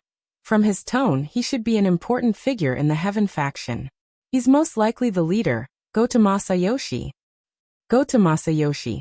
Upon receiving Snake Tongue's reminder, a certain piece of information hidden deep in the corner of Ian Lee's memory was activated. Should it be said that it reverberated like thunder? Everyone knew that the true god and pope of the Amaterasu order were admittedly famous extraordinary experts under the heavens. They also had a group of top-notch talents under them, such as Fatty Dragon, one of the 3 heroes of the secret order. But compared to the other 2 great orders, and even the majority of the famous secret orders in the world, the Amaterasu order's organizational structure and efficiency were really mediocre. Even in Saka City, the Amaterasu order didn't penetrate too deeply into the various industries of Saka City. They only cast the ominous name of the extraordinary as a shadow in the hearts of others, and spread it when necessary. Under these circumstances, the large and small orders in Saka City possessed the conditions to grow unrestrainedly. This resulted in Saka City being known as the City of 10,000 Gods. Of course, everyone now knew that this was nothing more than the leek planting techniques of the true god and pope. After one crop was cut, another crop would grow. However, it was an indisputable fact that their organization was weak. There were some matters that one couldn't just pay attention to the deterrence of the higher-ups. No matter how useful the true god and pope's names were, they couldn't be used as calling cards under normal circumstances, right? It was precisely under these circumstances that organizations like the Heaven faction came into being. There were many such organizations on the periphery of the Amaterasu order. The composition of their members was complicated. Many of them were nomads from the wilderness or wanted criminals. They had a close relationship with the Amaterasu order, but on the surface, they didn't have any official relations. They were more like enthusiastic citizens and so on. The Amaterasu order wouldn't acknowledge everything they did. Sometimes they would even beat them down. However, as long as one lived in Saka City for a long time and mingled in the inner world circles, they would understand the twists and turns involved. These XX groups, XX groups, XX groups, and so on were the hired thugs raised by the Amaterasu order. They didn't even need to give them any realistic benefits or money. As long as they lent them the tiger skin of the Amaterasu order, and provided a few key people with the extraordinary power of the Fuso Tree Great Divine Treasure, as well as the true meaning of cultivation, there would naturally be countless ability users who would pounce on them like flies chasing after a smell. To be able to stand out in this group of organizations, Goto Masayoshi's Heaven faction naturally had its own extraordinary aspects. Snake Tongue had a rather good understanding of this person. Goto Masayoshi is the Saka City branch's Deputy Secretary General and a director of the Equal Trade Association. It's said that he also has a position in the LRF. Inlu said curiously, he doesn't seem like someone who's smooth and slick. Of course, he's more like a mad dog that can't be provoked. Currently, the leash is in the hands of the Amaterasu order. Without a doubt, this was a vicious dog raised by the Amaterasu order. It was a knife in the hands of the Pope and the true gods, the kind that could be thrown away at any time. Even Goto Masayoshi himself should understand this point. However, this was a guy who was deeply addicted to gambling. He used the time in the hands of the Pope and the true gods to put on enough tiger skin for himself. He also possessed the corresponding strength and status. It was this kind of guy.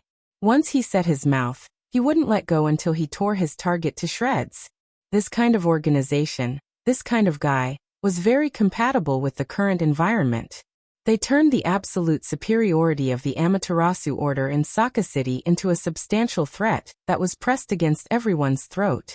Inla could almost hear the snoring sound coming from the throat of the vicious dog. She already had a headache before they even started fighting. In such a short period of time, Inlu also couldn't think of a suitable solution. At this time, an internal communication call came in. It was from Captain Korwashi on the front deck. As Inli's most capable subordinate in Saka City, this senior retired officer reported with some worry. The authority of the yacht has been cut off. If we can't get the follow-up permission from SA, the yacht can't even drive out of the passenger terminal. As an ability user, no one expected to rely on a yacht to do anything. However, this was undoubtedly a warning, and a very impolite one at that. Inli's face sank. She seriously thought for a few minutes. Finally, she decided to call Ryoso Okuhira again to understand the situation. In fact, she wanted to call the veteran directly. However, the status of the two sides was still a bit unequal. No matter what happened to the veteran, if they were caught talking to each other, it would be hard to avoid suspicion that they paid more attention to the veteran. Although this was the truth, Inla didn't want to provide Goto Masayoshi with a bargaining chip to threaten him. The call to Ryoso Okuhira didn't go through immediately. However, 30 seconds later, the other side sent back a video call request. Inla felt a bit strange. However, she still chose to accept it.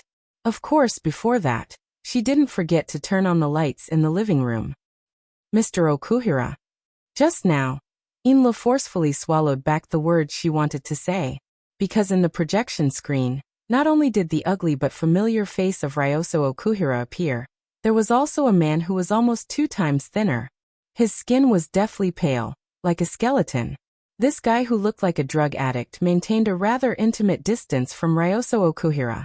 He grinned and said, "Ms. Inlo, right? Unfortunately, I caught evidence again.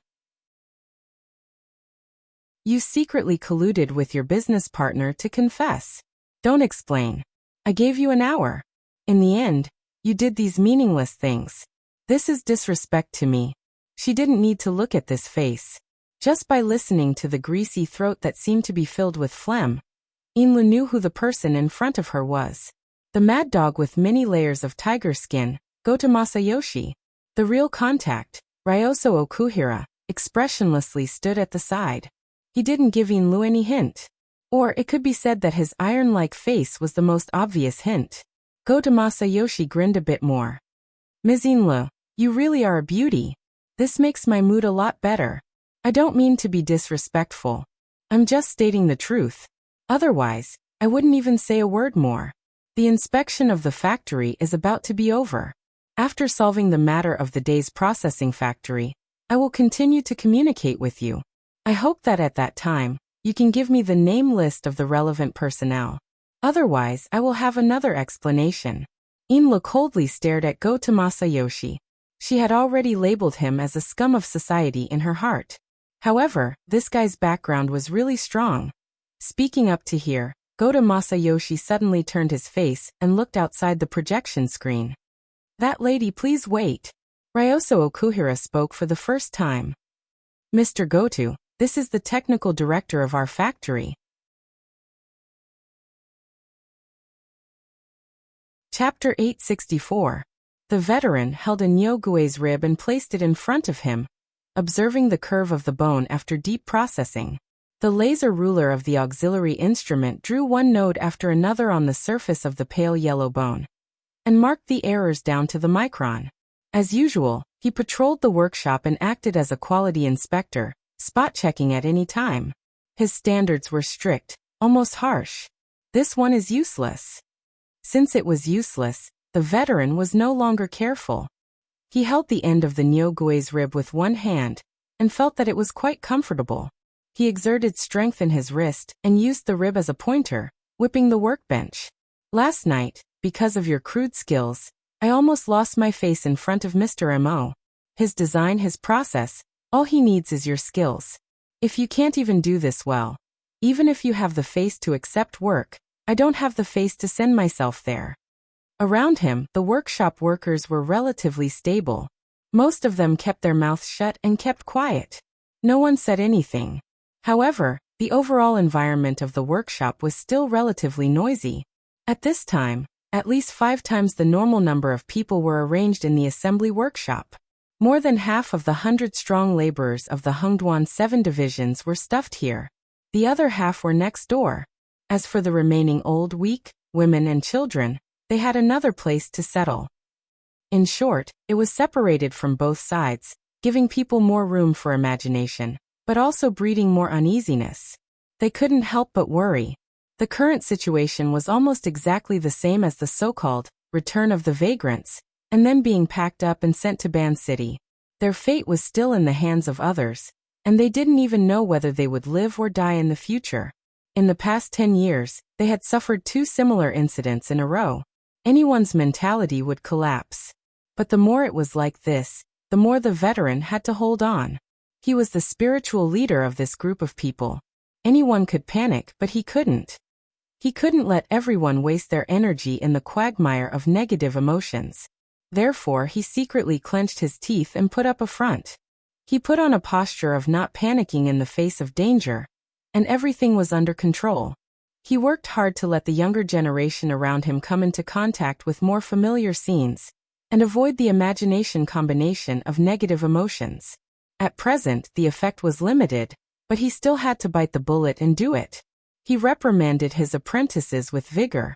Everyone in this workshop, go back to your workstations. Those who are not involved, move aside. Today, no matter what, 20 sets of rough materials must be delivered to me.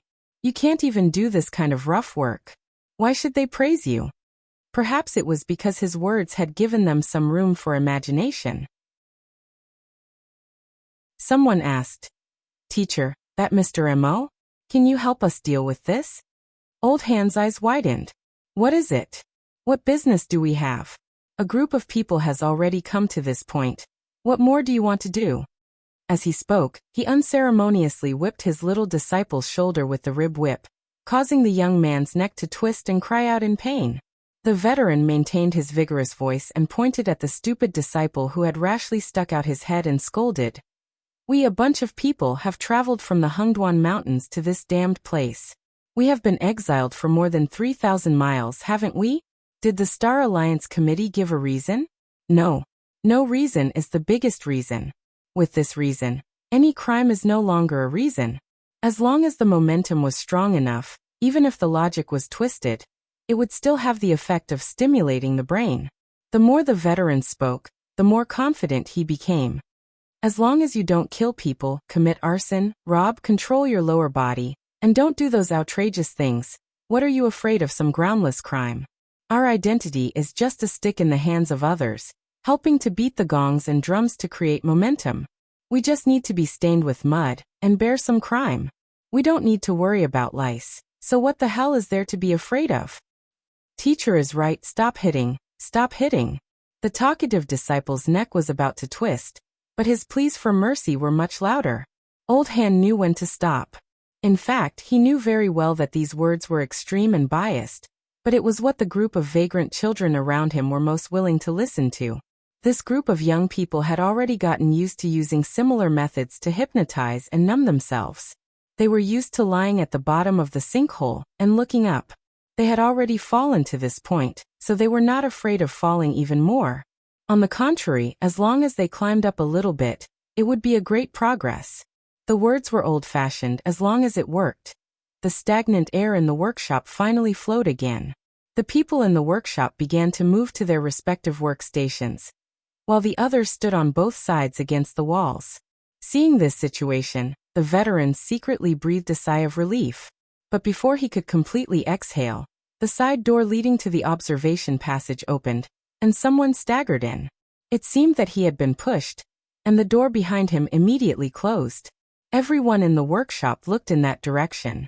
The person who was pushed in was wearing a light blue shirt and jeans, with small white shoes on her feet.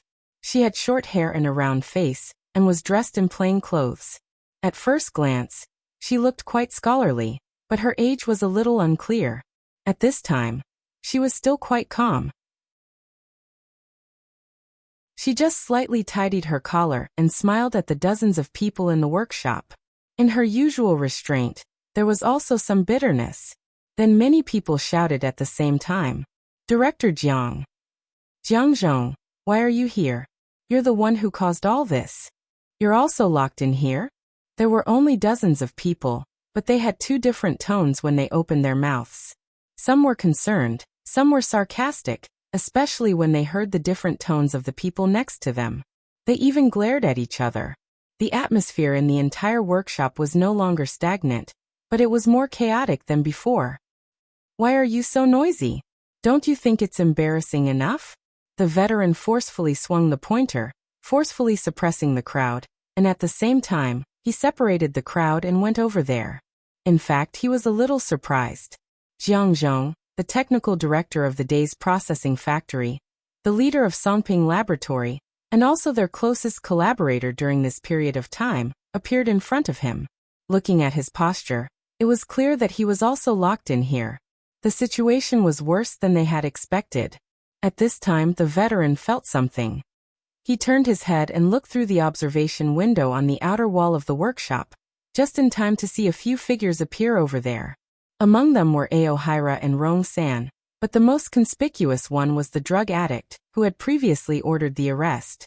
At this moment, the thoughts in the veteran's mind changed again and again. Finally, he temporarily changed his route and strode to the observation window. The rib pointer directly hit it, and the glass window buzzed. Aohira and Rong San, the business can't be done, and you still want to use underhanded methods? What are you planning by getting involved with this union's parasite? If it wasn't for the glass window blocking, the rib pointer would have directly hit Aohira and Rong San's face.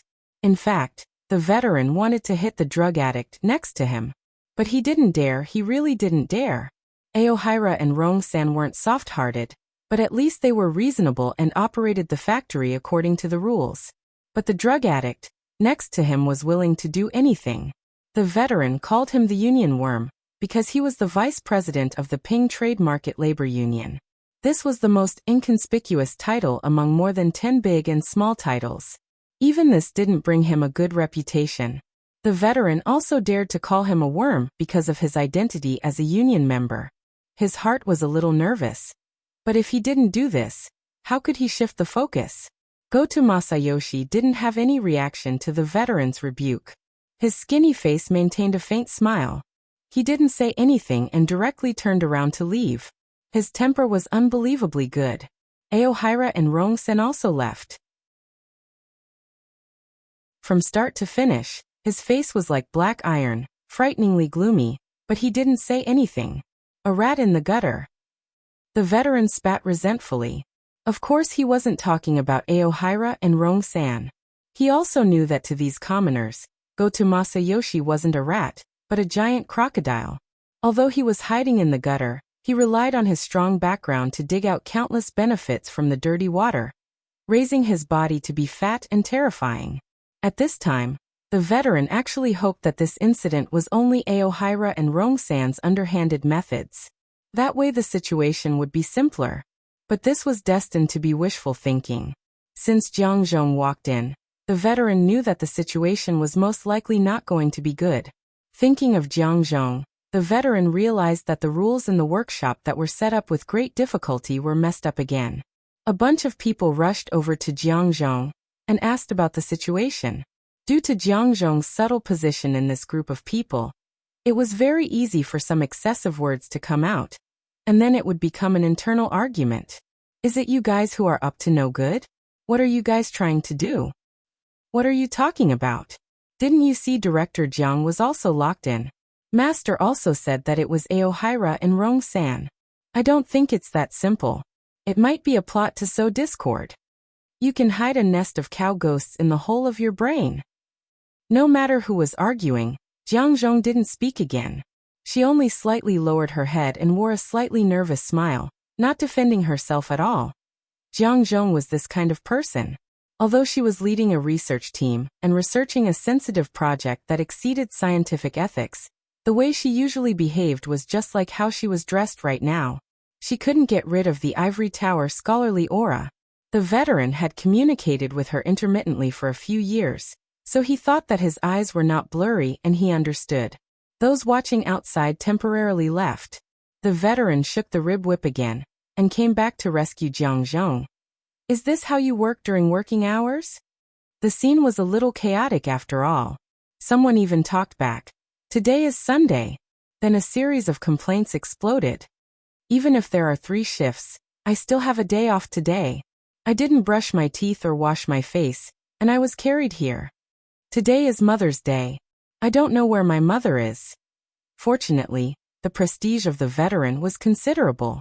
The people were just saying it to vent the shock brought about by the series of unforeseen events. After the old man waved his whip a few times, the crowd slowly dispersed. Those who should go back to their workstations went back to their workstations, and those who should squat in the corner squatted in the corner. Thank you, Master Shou. Jiang Zhong thanked the veteran for helping her out. The latter wanted to sigh, but forcibly held it back. With a cold old face, he signaled Jiang Zhong to go to the supervision post with him. In the end, the hearts of the people were still wavering. Be it the people on the production line, or the miscellaneous people in the corner, their gazes drifted along with them. The veteran suddenly turned his head back, and his fierce gaze finally forced everyone's thoughts back. When they finally reached a relatively quiet place, the veteran could finally sigh and let out the breath he had been holding in his chest. Master Shou. Jiang Zhong wanted to say something, but the veteran stretched out his hand and stopped him. All right, don't mention anything. I just wanted to come here to catch my breath. The veteran might have put on airs in front of a group of juniors, and he also forced himself to hold his breath. It was not easy for him to have a chance to take a breather. After another minute or two of silence, the veteran opened his mouth again and said in a hoarse voice, "They shouldn't have come for us, but we just had to be caught in the crossfire." Jiang Zhong lowered his head and said nothing. Regardless of whether it was the veteran or Jiang Zhong, both of them had some private matters that could not be exposed to the public. If it was possible, they did not want to be exposed under the spotlight. However, regardless of whether it was the small migrating tribe led by the veteran, or Jiang Zhong, the technical director, they did not have the ability to struggle out of the whirlpool. They had no choice. What could they do? The veteran could not help but ponder. We are fish in the crossfire. Where is the city gate? Before he could figure out a reason, the small door leading to the observation passage opened again. This time it was not the weak technical director who came in, but the ruthless, violent people of society. Shou Xiong, you hidden cultist, come and confront us. And this Jiangzhong, his name is strange. He is most likely an accomplice. Take him away too. Before the veteran and Jiangzhong could react, 7 or 8 people had already rushed forward and surrounded them. They put on nylon ropes and dragged them away. The assembly workshop was in an uproar. At this moment, no one cared about discipline or workstations anymore. Dozens of young and strong laborers rushed forward, and it looked like a fight was about to break out. Not good. At this moment, the veteran's body was being pushed, but the sharp alarm in his head was not at all. This kind of scene was clearly aimed at intensifying the situation. At this moment, although the veteran's body was covered in the middle by the burly, violent people of society, his figure could not be seen, but a hoarse voice rose up. Rough, 20 sets of rough. No matter what, make them today. If you can't make them, then you are not worthy of being the men of Hengduan Mountain. Such a scene, such words were extremely absurd, but it was this absurdity that made the hot-blooded young and strong men stunned. At this moment, the veteran struggled with all his might, but it was not to break free from the restraint. Instead, he exploded with brute force and forcefully brought 2 or 3 men beside him out of the door and into the observation passage. Right here, on the side of the thick wall that could not be seen from the workshop, dozens of armed people with electric batons and anti-riot guns were already ready to go. At the end of the observation passage, Okairu Rongzou and Goto Masayoshi both stood there. Okairu Rongzou, you despicable person, you dare to use a gun.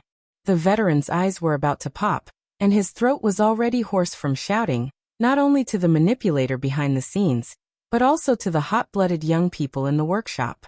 The uproar in the workshop somewhat stagnated.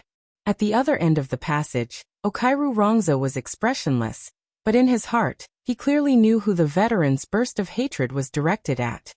What a ruthless and experienced person. Goto Masayoshi praised at the side, then turned into the disinfection passage leading to the exit. Okairu Rongzou looked at the veteran again from afar, and followed behind. After a few steps, he finally could not help but say, Mr. Goto, you can withdraw your people. That's fine, maybe there are still people who can't think things through? It looked like Goto Masayoshi had made up his mind to explode a bomb for fun. Okairu Rongzou even wanted to bring out the boldness of the Vanguard captain back then, and smash a fist into the back of this guy's head, but in the end he still clenched his teeth and endured, and followed up. Mr. Goto Shuo is a vagrant. Even if his faith is chaotic and out of line, it is still pardonable. As for Director Jiang, she is a high-level talent we hired, and usually only buries herself in research. Goto Masayoshi suddenly stopped, turned around, and wiped away the light and shadows of the passage on his face. Mr. Okairu, as far as I know, President Matsudaira has always been famous for being good at management. There is no one in Osaka who doesn't admire his way of management. But here, the daily management is really worrying, especially the human resources. Don't forget, I am the vice president of the labor union, and a director of the Labor Safety Inspectors Association. I have the responsibility and also the obligation to inquire about this matter with your side, and report the results of the inquiry to the relevant parties. So, I hope you can give me a satisfactory answer, and not this kind of meaningless argument. Okairu Rongzou took a deep breath. Mr. Goto, I am introducing the situation to you. Goto Masayoshi raised his hand to cut him off. I said a hasty answer is not sincere. If you always have this kind of attitude, I can only interpret it as, you are trying to shirk responsibility. Even if Okairu Rongzou was a clay figurine, right now he was also provoked, his majestic body leaned forward. Mr. Goto, what on earth did you see? Can you interpret it as you first chose the frame, and then let me fill in something inside? Please pay attention. Compared to Okairu Rongzou, who was twice as big as him, Goto Masayoshi's expression didn't change. He only raised his hand again, and this time he extended his index and middle finger, turned his wrist and pointed at his eyes. Mr. Okairu, you cannot trust me, but you have to trust my eyes. Goto Masayoshi's eyes were probably the most prominent part of his thin face. They were a bit bigger than normal people, especially on his face that was so thin it was out of shape, bulging and protruding. Even if he kept his eyelids half closed, the details of the movements of his eyeballs in his eye sockets could be clearly seen. Right now, the dim yellow pupils under his half-covered eyelids were turning. At first glance dim, but in the deepest depths, there was a dark red light. It was like the sunset at dusk, separating the horizon from the night sky. At some point, Okairu Rongzo actually felt a bit dizzy. He subconsciously averted his gaze, unwilling to meet it. Goto Masayoshi's voice pierced his ears. Remember, it won't make a mistake. The only one who will be wrong is you.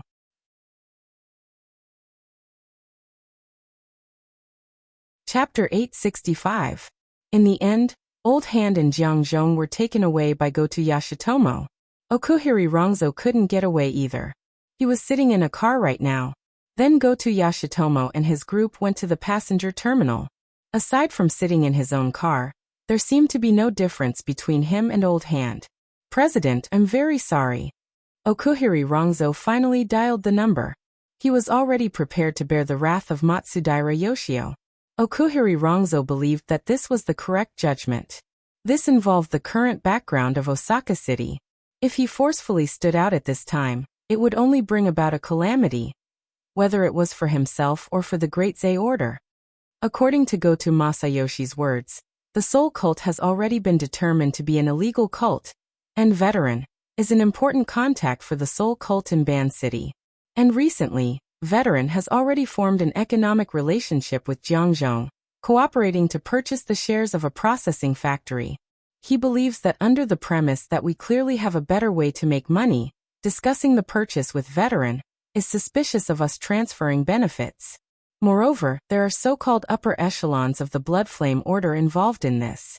The Blood Flame Order is a greater suspect in the assassination of the Soul Order in Xia City. They may also be in cahoots with the Soul Order. Therefore, he wants us to confront Mr. Mo and the others of the Blood Flame Order. He even wants us to go to a location on the lake that is suspected to be a stronghold of the Soul Order. Strangely, Matsudaira Yoshio didn't get angry.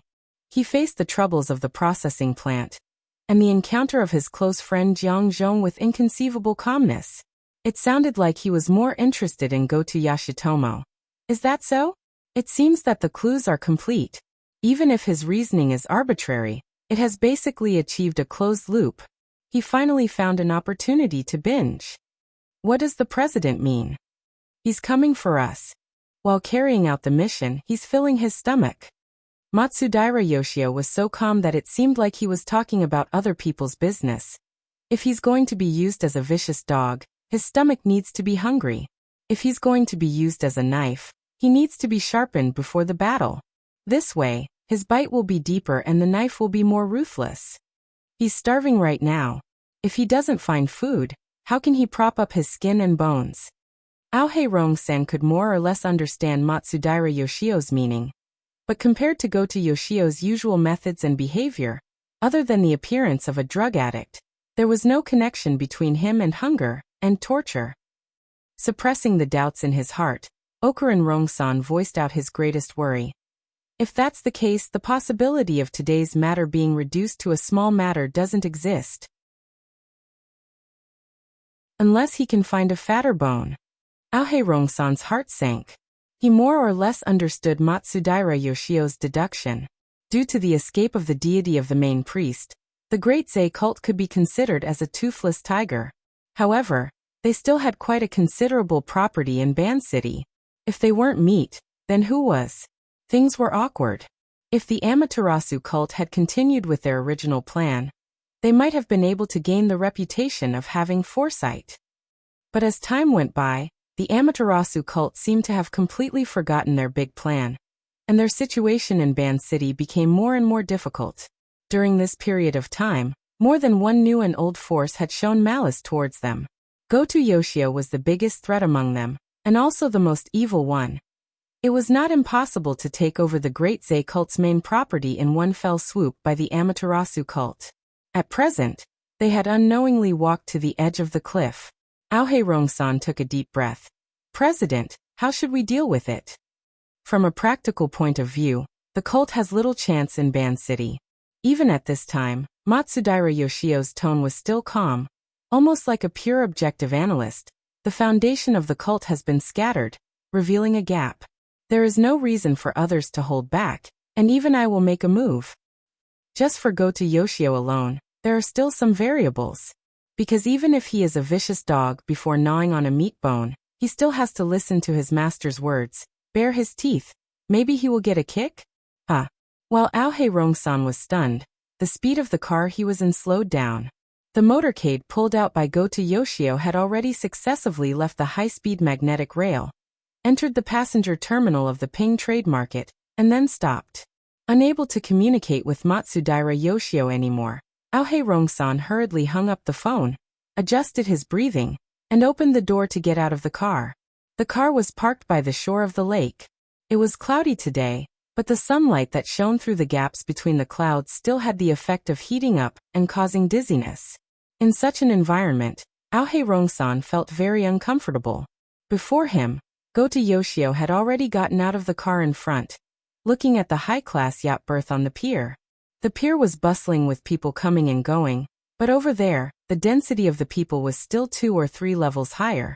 The area where the yacht berth was had already become a typical scene of confrontation. On the shore, a group of people gathered.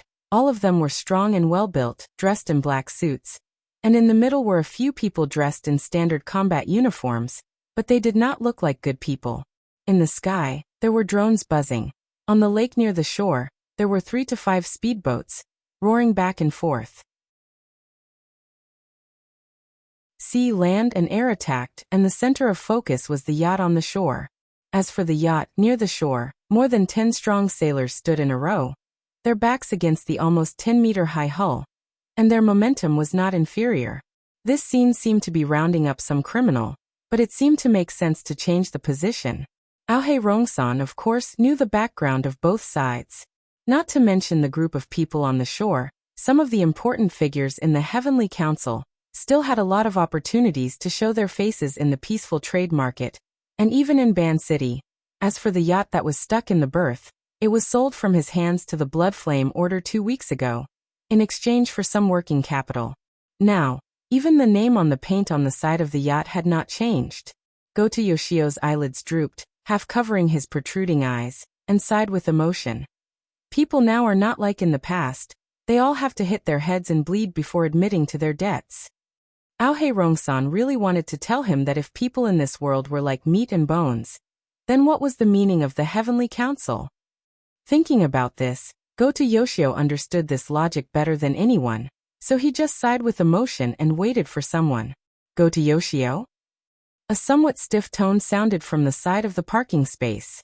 A dark-faced man in a standard combat suit strode over. Compared to the violent people in the distant confrontation area, he had the same sturdy physique and the same combat suit. When this man wore it, he looked quite formal, but no one knew where he came from. Goto Yoshio did not get angry because of the other party's impolite way of addressing him. Instead, the smile on his thin face became clearer. Captain Jimmy? The black-faced man smirked towards the standoff area. You did this? When I flew back, I thought we could start the war, but it turned out to be this kind of scene. The police, SCA, and even the Ban City branch could all go. Why did you let these unruly guys come? No, we first need to observe. Facing this rather arrogant captain, Goto Yoshio was still neither hurried nor slow, only opening his mouth and laughing. My mission is to observe, and observation requires different situations and conditions. If both sides are law-abiding citizens, and everything is done according to the rules, what's the meaning? Oh, that's a good reason. Captain Jimmy could see that Goto Yoshio was purposely trying to intensify the situation. This was in line with his expectations, but he still made some minor corrections. He directly reached out and, without any regard for himself, grabbed Goto Yoshio's shoulder and pushed this observer forward. What you need is to observe up close. Goto Yoshio did not resist, only the corner of his mouth twitched. Yes, if I want to upgrade, I need you guys to do it. Believe me, I can't wait. An evil dog that had not eaten its fill, a sharp knife that already couldn't wait. In the eyes of Okuni Rong III, Go to Yoshio and this Captain Jimmy both had corresponding roles, and the relationship between them was rather subtle. There was a difference in their levels, and also differences in their functions, but fundamentally, they were both tools. There was no essential difference. Of course, even if they were to use tools, hand-eye coordination was also necessary. They still had to communicate with each other. Go to Yoshio asked again. Although it might not be used in terms of evidence, I'll let D City's side cooperate. We can also directly confront them. So obedient? People die for wealth, birds die for food. We're the best at this point. Why don't we arrange it now? It's good to communicate in advance. At this moment, Go-To Yoshio's subordinates had already brought over veterans, Jiangzhong, and other key figures of the so-called chain of evidence. He set off first. A group of 10 or so people walked along the wooden walkway by the lake towards the confrontation scene. Captain Jimmy did what he said, and while walking he made a call. How's the preparation going? Let Cadman answer the phone. Speaking of which, the speed of changing people over there was a bit slow. Captain Jimmy didn't speak for a long time. Okunirong 3 finally felt that something was wrong, and turned his head to look, only to see that Captain Jimmy's face was dark, and his eyes turned back from the empty state of long-distance communication, focusing on one point. At the point of focus, which was the shore of the lake they were about to pass by, sat a person on a thick short metal pillar that was part of the fence. That person didn't have too many characteristics that could be remembered. If one were to forcefully describe it, it would probably be a particularly leisurely body language. He was wearing casual clothes, his legs were naturally spread apart, his head was raised towards the sky, and his mouth kept opening and closing, looking like he was neurotically talking to himself. Of course, it could also be that he was chatting with someone through the built-in communication device. This was a very normal scene, placed in the passenger terminal with people coming and going. There was nothing out of place. But now, in front of the yacht not far away, there was a tense confrontation atmosphere, separated by less than 30 meters. This gentleman's performance seemed somewhat out of place. Captain Jimmy's reaction didn't need to be said. The moment he saw this person, Okunirong 3 was somewhat unable to lift his feet. Go-To Yoshio, who was beside him, even slowed down his steps earlier than him. The dim yellow eyeballs in the eye sockets had a clear shift, bringing along that withered head, completing a shift of attention. But no matter how they reacted, the distance between them and that person was quite close. It must be because the place where they parked was too close. Due to the close distance, they could clearly hear that person's talking to himself: Mother's Day. That's right, big sis, you're so smart, I definitely won't get involved. You're smart, but I'm not stupid. We've never done this kind of foreign festival. Most likely someone leaked the information, so you came over to denounce us. Heh, you finally enjoyed a few days of peace. Just obediently go into seclusion. When you come out of seclusion, you'll go on a rampage and shock the world. Strange? What's strange about it? I've always talked like this. Don't worry, my position here is different from the past. Naturally, there will be people to serve me. It's more comfortable than at home. Yes, I won't get carried away and purposely cause trouble for my family. If it's your turn to deal with matters, this world is more or less a step away from destruction. Haha, just a joke, just a joke. That man used a normal speed to chat and laugh, but it made Go-To Yoshio's group unconsciously slow down their steps. In the end, they were still unable to maintain their natural posture. One after another they stopped, standing at a position approximately 7 to 8 steps away from the man, staring over there without looking away. About 20 seconds later, that man finally ended the chat, smiling as he hung up the communication. And also at this time, he seemed to have finally discovered the abnormal attention over here. Slightly turning his face, he also cast his gaze over, meeting face to face with this side. Aohae-rong-san had long recognized who it was, subconsciously wanting to greet him, but for some reason, the words were stuck at the tip of his tongue. It was close to noon, due to the thick layer of fish scale clouds in the sky. Even if the sunlight passed through, it was not considered hot, especially with the slightly moist air from the lake's surface. Under the pressure difference between the land and water, it could be considered to be very comfortable. But at this moment, the gentle breeze that brushed against their faces had clearly turned into a layer of invisible and heavy curtain. Perhaps it was even soaked with water. as it blew over and fiercely pasted on their faces, sealing their mouths, noses, and even their orifices. Even their pores were sealed, isolating them from the inside and outside. For a moment, they actually felt as if they were suffocating, spreading from their brains and hearts. For a moment, the group of people's mouths and noses were interrupted. As for the rest, nothing happened after that, only the gentle breeze, with the water vapor on the Beishan lake, neutralizing the heat of the noon sun, fresh and pleasant. At this time, the veteran who was caught in the crowd finally saw the person on the shore of the lake. For a moment he still couldn't believe it, but that person turned his gaze, smiled slightly and greeted him. Master Shou. In the heart of the veteran, the emotions of hesitation and surprise pushed back and forth. A voice came up to his throat, and he blurted out, "Mo. Mr. Mo." The man smiled again. "Those things I want, I hope they don't delay the work." In the factory they are still working. The veteran clearly knew that the atmosphere at the moment was delicate and tense, like a pile of gunpowder that was constantly being compacted and could explode at any time. But his sharp temper, which had been honed in the wilderness for decades, also came out at this time. "We don't have anything that's fake. It's all hammered out, so it's definitely real." "That's good, I'm counting on it." Chatting with the veteran as if there was no one else around, under the gaze of many people, Mr. Mo's gaze again turned to Jiang Zhong in the crowd, stopped for a few seconds, then lowered his head again, and beat his thigh, as if to get rid of the invisible fatigue. Also at this time, there was a sudden commotion at the confrontation scene not far away. Over there, the densely packed group of violent people suddenly opened a gap, as if someone came out. But in the end, what passed through the gap of the crowd was only an empty electric wheelchair. From the analysis of the gradually approaching noise, the electric motor of the wheelchair seemed to be not working. Only God knows where it came from. Along the way, the aggressive members of the Heavenly Council looked at this thing pass by like idiots, and not a single one of them reached out to stop it. A few seconds later, the electric wheelchair that had already lost half of its functions obediently stopped next to Mr. Mo. The latter slowly stood up, leisurely moved up, and then adjusted his sitting position before letting out a long breath. His gaze moved to Gota Masayoshi's face, and met with his dim yellow pupils. The swelling of Gota Masayoshi's eyeballs was even more obvious. The pupils did not move, but there were layers of dark light, intersecting and blending in the depths. Mr. Mo blinked and praised. "Your eyes are not bad. I feel that they are even better than mine." That tone of voice was like meeting an acquaintance on the road, asking where he bought the sharp goods on him, and how much it cost.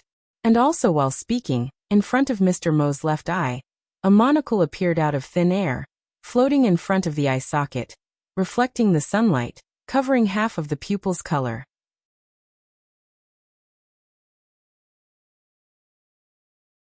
Chapter 866. When Mr. Mo started to greet his acquaintances, Captain Jimmy moved back and let Gota Masayoshi stand at the forefront. He himself issued a series of orders through the deep blue platform. Over at Ban City, a few orders were quickly executed, but the communication that had been made thousands of kilometers away still hadn't reached the most important person. Captain Jimmy was a little annoyed. "You're still giving the witness lunch time?" Over at T-City, Hood, who was also a captain, laughed. "Sorry, he's a greedy hyena. Once he smells blood and flesh, he always wants to take a few more bites. This is his old nest, and he always forms groups. How annoying. Now that the negotiation of the agreement is coming to an end, we want to wait for him to sign before connecting the call to prevent new situations." "Sign, huh? Do we need to find a lawyer for him?" "Prepare yourself, and there are two of them. The other ability user associations and veterans associations have about a squad of witnesses. You said you wanted to make it an ironclad case." Jimmy was speechless. He admitted that he had originally set up this line to cause trouble for the nominal supervisor, Bai Xinyan, so he had taken a more righteous path. But now the situation had changed. "Listen, Hood, don't talk nonsense now. I just want to know how long it will take to sign. Be more precise." "Oh, let me calculate. Probably soon? If he talks as much nonsense as you when testifying, I swear I'll slit his throat." "Uh-huh, I can do it for you. I've had enough of him these few days anyway. The two captains reached an agreement from thousands of kilometers away. Captain Jimmy then passed the information to Goto Masayoshi through the preset channel. The latter didn't respond, as if he was focusing all his energy on communicating with Mr. Mo. Goto Masayoshi's eyes were still locked with Mr. Mo's monocle. The thin skin on his skeletal face trembled slightly as he maintained his chatting posture. Your monocle is also not bad. It's formed directly from water molecules, right? As far as I know, the only thing in the world that can directly form molecular structures is the dripping sword. To be precise, it's the condensation ring. The secret skill that Her Majesty Empress Wu released in the headquarters RT-8313 Mission Attachment 2 is indeed the dripping sword. But there are 6 basic structures hidden in it. The only one that truly has the effect of mobilizing water molecules is the condensation ring, which is also the most valuable one. The topic suddenly changed. Regarding this, the different observers at the northern mountain lake and even further away all had their own judgments. Mr. Mo? The inner world has never heard of any Mr. Mo. On the private airship, an efficient monitoring system was transmitting the situation of the lakeside to them at the same time. There were only a few spectators, but they were all very important. After returning to Osaka, the sickly Tamagawa Aishik unconsciously straightened his back. He was very interested in this character. Of course, part of the reason he had suddenly roused his spirits was that the Pope had already cut off communications and had not yet suppressed him. The condensation ring, Mr. Mo. The connection between these two isn't clear. He looks like a good teacher. Tamagawa Aishik stared at the monitor screen, watching the two people discussing the condensation ring. The more he listened, the weirder he felt. 10 seconds later, he shifted his gaze to Bai Xinyan's face. Who is he talking to? Bai Xinyan sat on the armrest of the sofa and tilted her head to look at the private projection area. It was showing a conference room in T-City, thousands of kilometers away. She and Tamagawa Aishik were looking in a completely different direction, so it took her 5 seconds to respond. Go to Yoshi to a certain extent. That should be the right way to put it.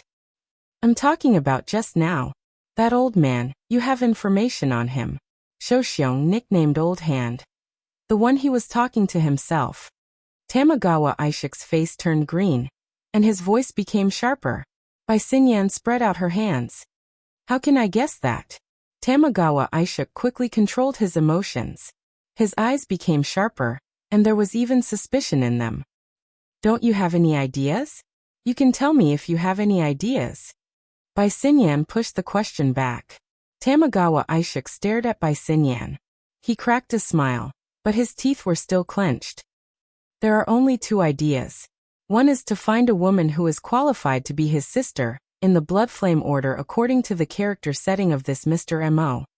Bai Xinyan responded casually, but her gaze was still on the private projection area.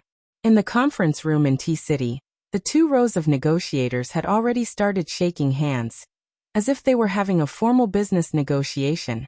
Actually, there was no difference. Tamagawa Aishik's face turned red again, and he unconsciously raised his voice. The other one is to expand the scope a little, and search for people that we know and don't know, people who have a sister, in the inner world. Oh, that's a lot more troublesome. It's just a screening condition. Tamagawa Aishik's fingers twitched, as if he was really going to give the order. His eyes were still glued to Bai Xinyan's face, and he continued to ask, it would be best if the 2 directions worked together, but if there is only one condition, which one will you choose? Bai Xinyan looked back and smiled. Of course I choose the most reliable one. You. Bai Xinyan continued to smile. Right now, we can't avoid making guesses, but our guesses are all inconclusive. Why don't we continue looking?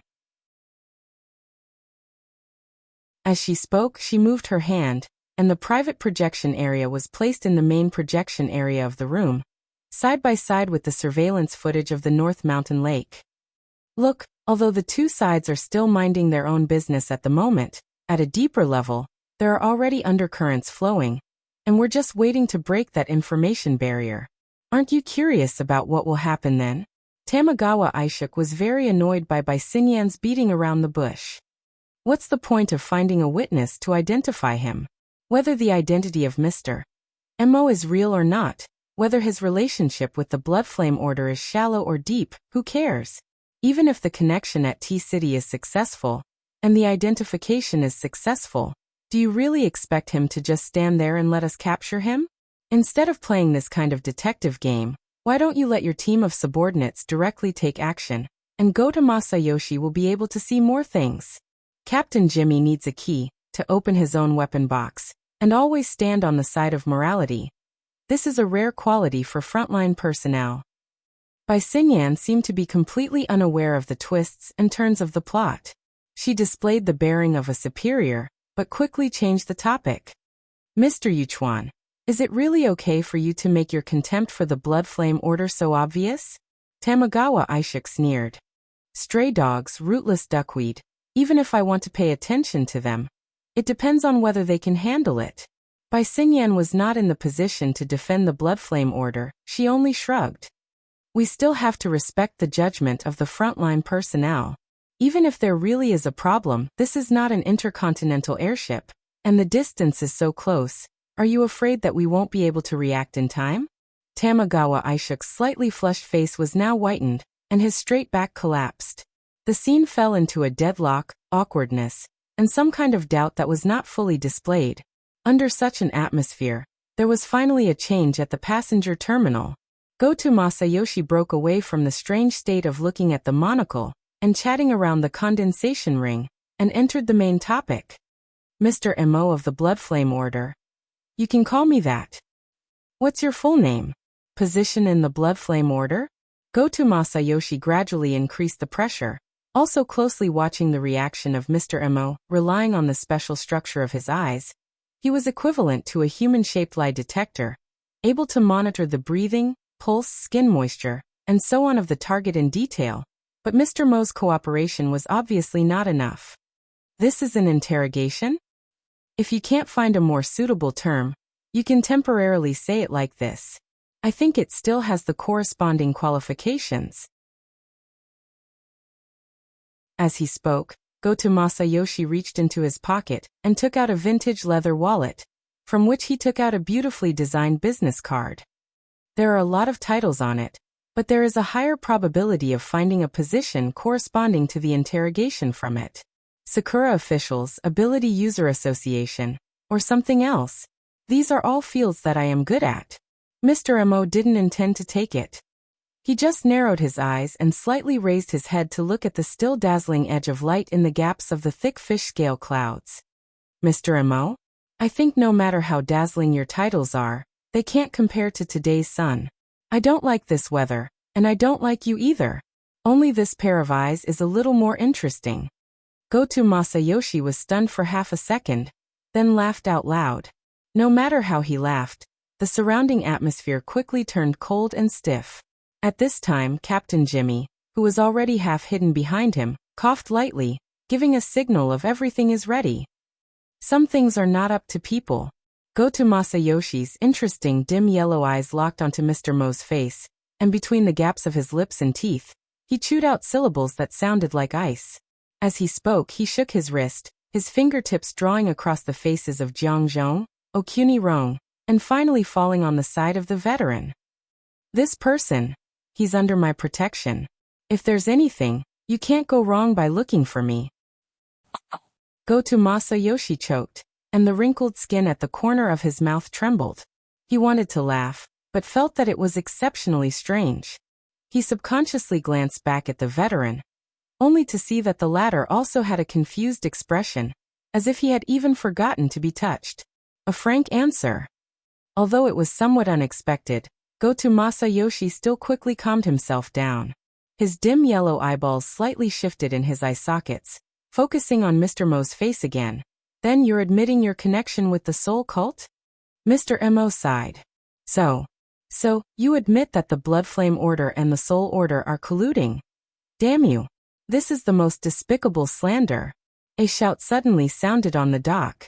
A thick Western accent, as well as the environmental sound that seemed to be slamming the table, seemed out of place in the lakeside dock. On the dock, most of the people were shocked by this voice. Shifting their gazes towards the direction of the voice, what they saw was a rippling halo. This was the projection area. In order to have a good effect on a sunny day, they had even done some processing, so that the colors of the people and the background inside were more or less distorted, but the clarity was still above the standard. Everyone could tell that what was shown in the projection area was a conference room. There were about 10 people inside, divided into 2 groups, sitting face to face across the long table. There were all kinds of hair colors, eye colors, skin colors, and all kinds of skin. Their body language was uniformly relaxed. There was only one person who had just stood up from the main seat of the conference table. His expression was sullen, and he even waved his arm, to the point that the corner of his suit was lifted. It felt like he was walking with the wind as he walked towards the direction of the camera. Hasty judgment, ridiculous accusation. You guys made a long-distance connection just to let me see this? The angry man's camera sense was very good. The position where he stopped at was just right, giving the audience here a sense of oppression, but also not causing his face and figure to change. Speaking of which, he had a great figure. Wearing a casual suit, matching with his deep and upright face, as well as his slightly slovenly brown beard. He had the air of a celebrity, a person who could easily leave a deep impression on others. Being scolded by such a person, Goto Masayoshi's tolerance seemed to have increased. His expression didn't change at all, his gaze still fixed on Mr. Mo's face, not even blinking. On the other hand, Mr. Mo was a little curious about the newly appeared projection character. Shifting his gaze, he turned around in the projection area, and also made eye contact with the angry man opposite him. The angry man made an immediate reaction. His body slightly leaned forward, further increasing the pressure. The reputation of the Blood Flame Order cannot be controlled by some shameful smelly bug. Who are you? Mr. Mo asked curiously. What? The other side was obviously stunned for a moment. The instantaneous reaction caused many cracks to appear on his angry expression, which was then drowned by a smile caused by absurdity. You don't know me? Mr. Mo leaned back on his wheelchair, slightly tilting his head and curling his lips. His posture was actually a little childlike naivety. Even if he didn't say anything, he didn't hide his true thoughts at all. Should I know you? The angry man completely broke down. He laughed out loud, half turning around, his right hand hitting his chest, displaying an inconceivable emotion to the others in the conference room. See, he said he doesn't know me. At least half of the people in the conference room laughed out loud, while the other half didn't know whether to laugh or cry, as if they were watching a ridiculous play. Gathering the cognitive resonance of the entire conference room, the angry man turned around again, his deep eye sockets and grayish-green pupils filled with a joyful emotion. I don't know how to address you. But there's one thing, since you don't know me. Then in the Blood Flame Order. Cadman, don't be rude. A sharp voice cut across, forcefully interrupting the speech over there. And just on the path that the electric wheelchair had just passed through, Inlo, dressed in a professional suit, passed through the crowd and quickly approached. Oh. Ever since the remote projection appeared, Goto Masayoshi, who had entered the mode of watching a show, suddenly felt his blood vessels twitch as he watched Inlu receive the treatment that the electric wheelchair had previously received. The heavenly citizens that had gathered at the pier, tens of over 100 violent people, stood in a dense mass, each of them glaring fiercely, but didn't do anything. This wasn't right. Goto Masayoshi had never restrained his subordinates, and his heavenly citizens weren't righteous people who didn't offend anyone, but a nest of violent scum who wished for the whole world to be in chaos. Then, what the hell was this welcome twice in a row?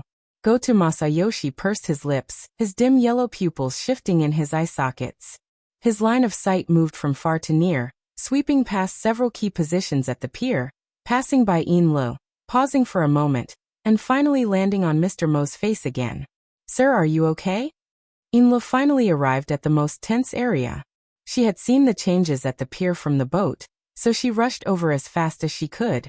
Before getting off the boat, her main targets were the drug addict Goto Masayoshi and Captain Jimmy, who had retreated to the back. The two of them appearing at the same time proved that the two groups of people who had enmity with each other in Band City had already merged. She thought that this was already the end of the challenge. But she didn't expect that halfway through, a new variable that shouldn't have appeared. D-City, which was supposed to be the rear, actually stabbed them through the air. To Yin Lu, who was temporarily in charge of teaching affairs during Mrs. Halder's seclusion, this was an unforgivable mistake, especially after that unthinkable experience. Yin Lu came here with a poisonous fire burning in her heart. On the way, she even ignored the omnipresent sunlight and the spiritual pressure that followed her like a shadow. As for the violent people at the pier, they really didn't count for much. Mr. Mo didn't comment on her arrival. This made Yin Lu feel increasingly uneasy, but she couldn't allow her impatience to destroy her demeanor. Otherwise, she would only lose face for her boss. She could only use the opportunity of bowing to Mr. Mo to regulate her breathing and consciously stand behind the wheelchair. She lightly grasped the handles on both sides of the wheelchair and confirmed her position. Only then did her line of sight turn towards the projection area on the pier, towards the familiar person who was thousands of miles away.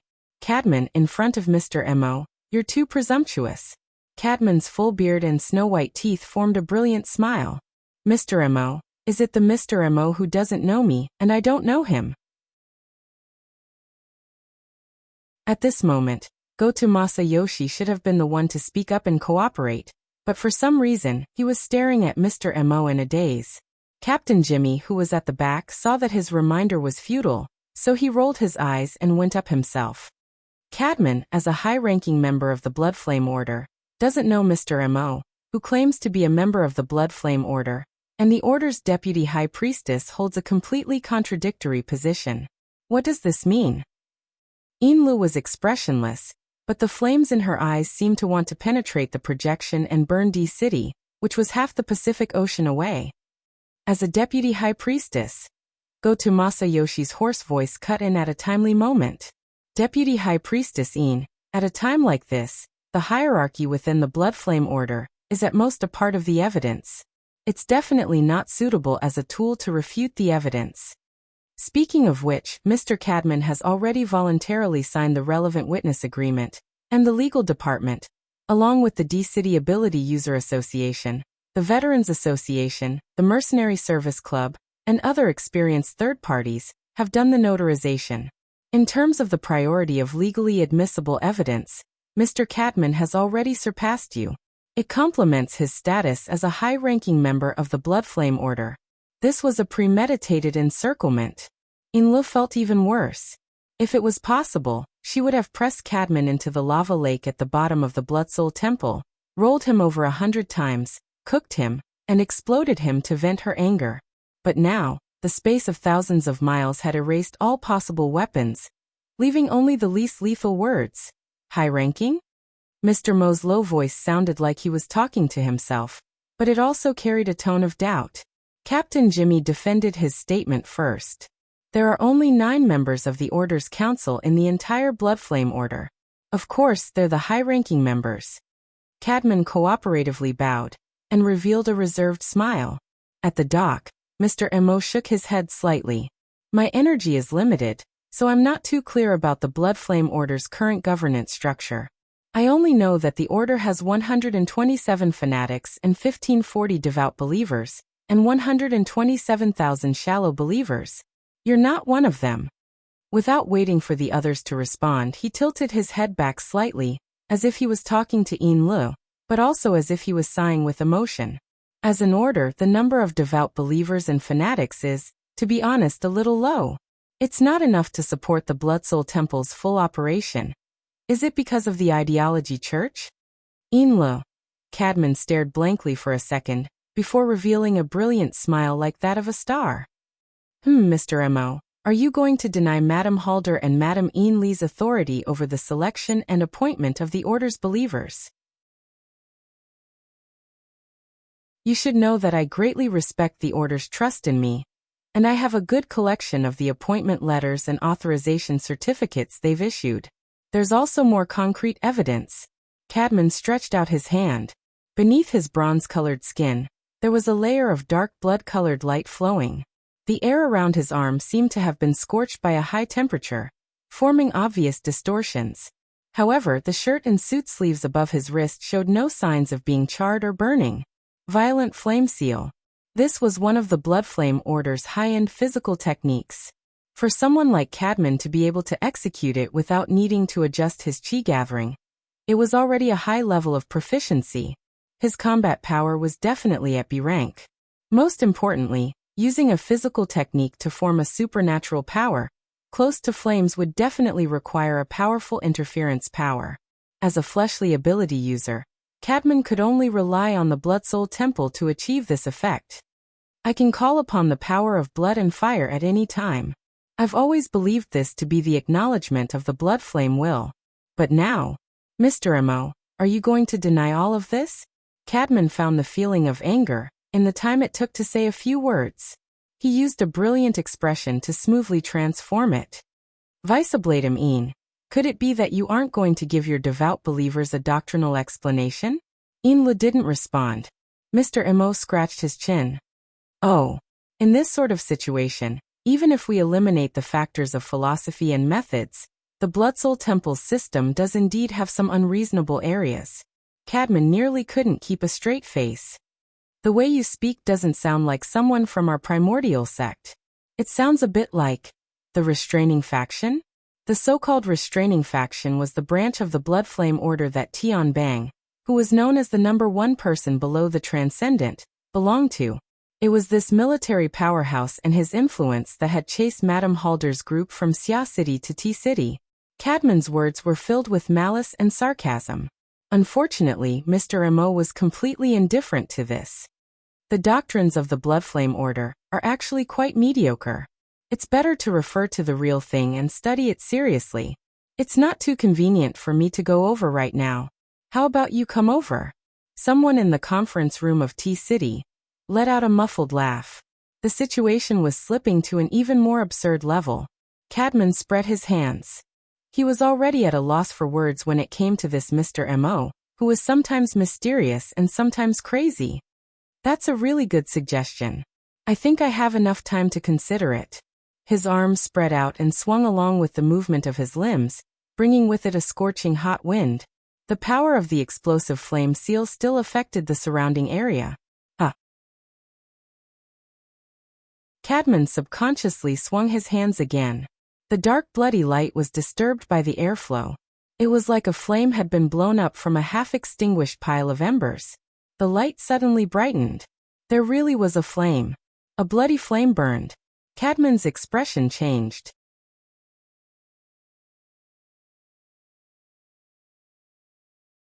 Chapter 867.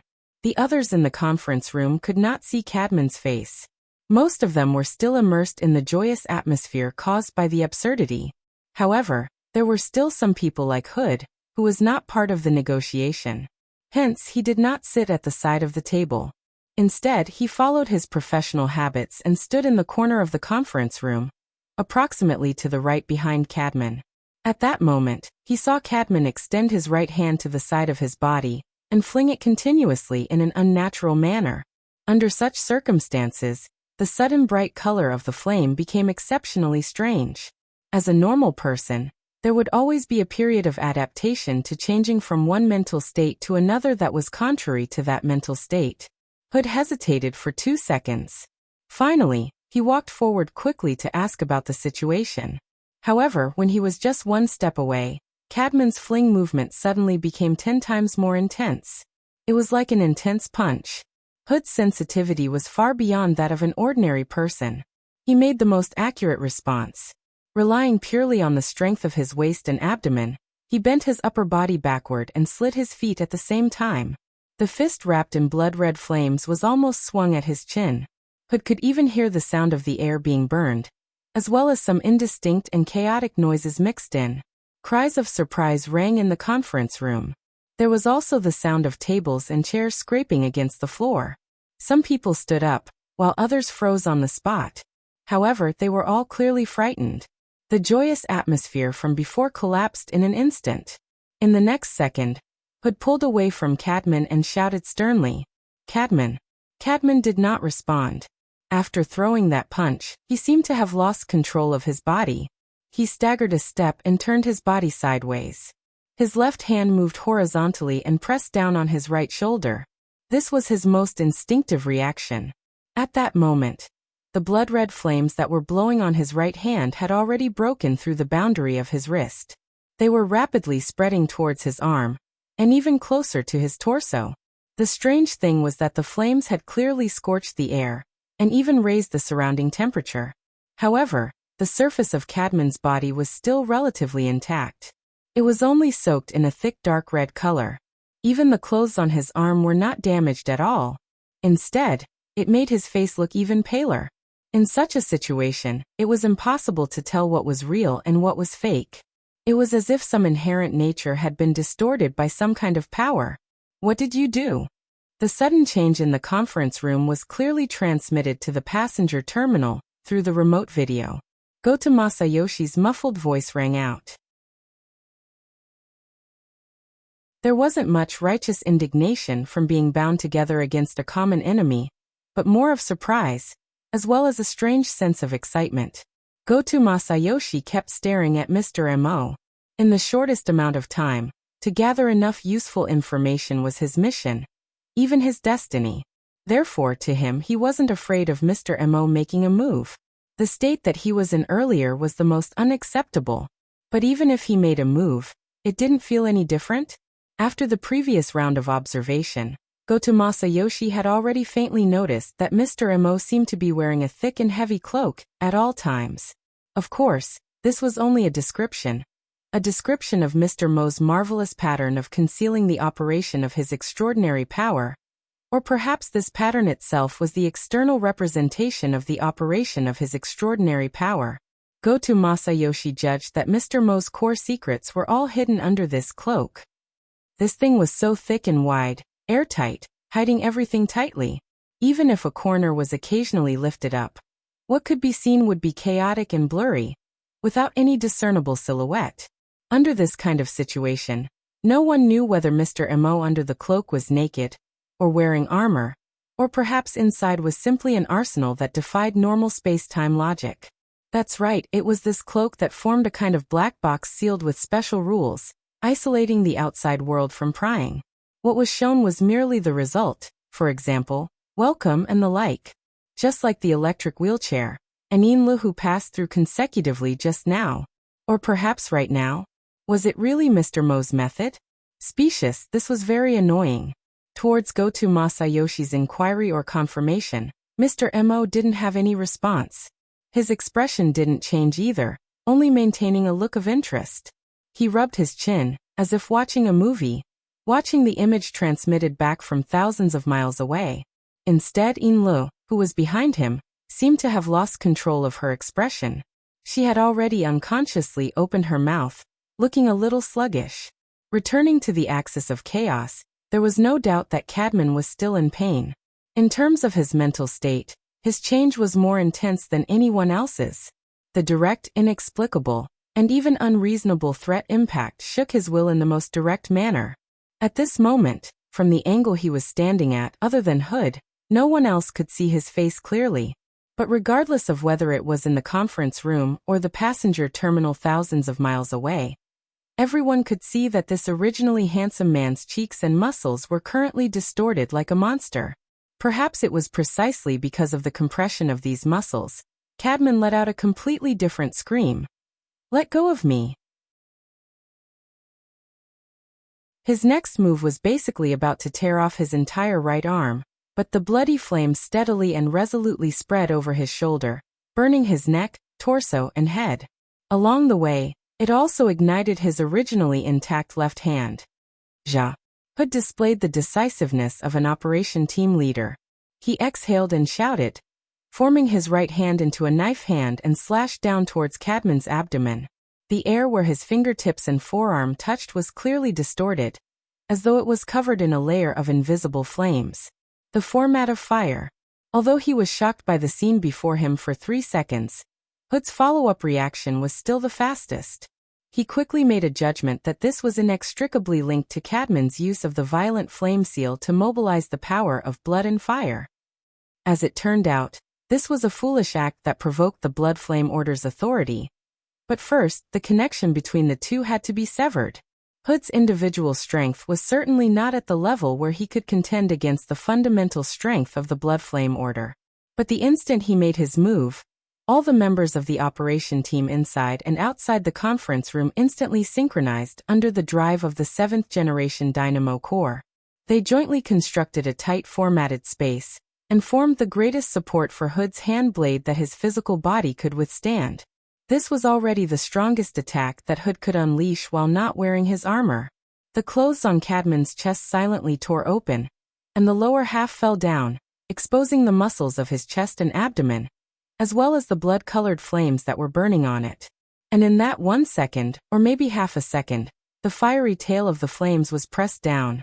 It was indeed pressed down, but that was all. Time passed by another time, and the blood-colored flames once again began to expand wantonly. The format of fire, which was known to be able to format all extraordinary powers in the world, didn't play its intended role. Hood felt as though his knife hand had cut into a layer of thick cloth that was soaked in water. Most of the power had already dissipated in the distorted and chaotic structure before it could make contact. Cadman screamed once more. Completely at a loss, he instinctively flung his left hand that had just come into contact with the flames. He wanted to fling the flames away, but it was all in vain. The speed at which the blood-colored flames spread wasn't particularly fast, but as long as they came into contact with it, they wouldn't be extinguished. At that moment, Cadman's entire upper body had already been completely covered by the blood-colored flames, including his entire head. The corners of his eyes had already burst open. What splashed out wasn't blood, but like the residue of burning plastic. There were even more flames flickering in and out of the other orifices of his 5 senses. No one knew what Cadman was feeling at that moment. The seemingly harmless flames brought him unimaginable pain. But it was very obvious that Cadman's mental barrier had already been burned to ashes. He began to shout frantically, "Let me go! I beg you! God!" Scream. Hood's fingertips were a little numb. This was most likely due to the interference of his emotions. Had the direct contact just now attracted the demonic fire over? In the depths of his thoughts, there was no doubt that there was fear and dread. This made Hood's mood even worse. Driven by his emotions, he was desperate. He roared in the direction of the projection. "Jimmy, damn it! Why are you guys just standing there? Do you think you're useful?" The emotional shout made most of the people at the passenger terminal turn their gazes to Captain Jimmy, who had been berated. In the blink of an eye, he became the center of attention, but Captain Jimmy's reaction was unexpected. He didn't speak. He didn't communicate. He didn't act against Mr. M.O., who was just inches away from him, as Hood had hoped. Instead, he followed his earlier trend and retreated. His speed increased explosively. It was also at this moment that a cold and hard mechanical voice came out of nowhere. "Warning, your actions have already constituted a first-degree intentional murder using extraordinary power. Please immediately stop and deal with it harmlessly. Otherwise, we will take action." The sudden and strange warning caused everyone to be somewhat distracted. And at this moment, Captain Jimmy had already swept past Gota Masayoshi and the veteran from the back. He used their bodies as cover to increase the distance between him and Mr. M.O.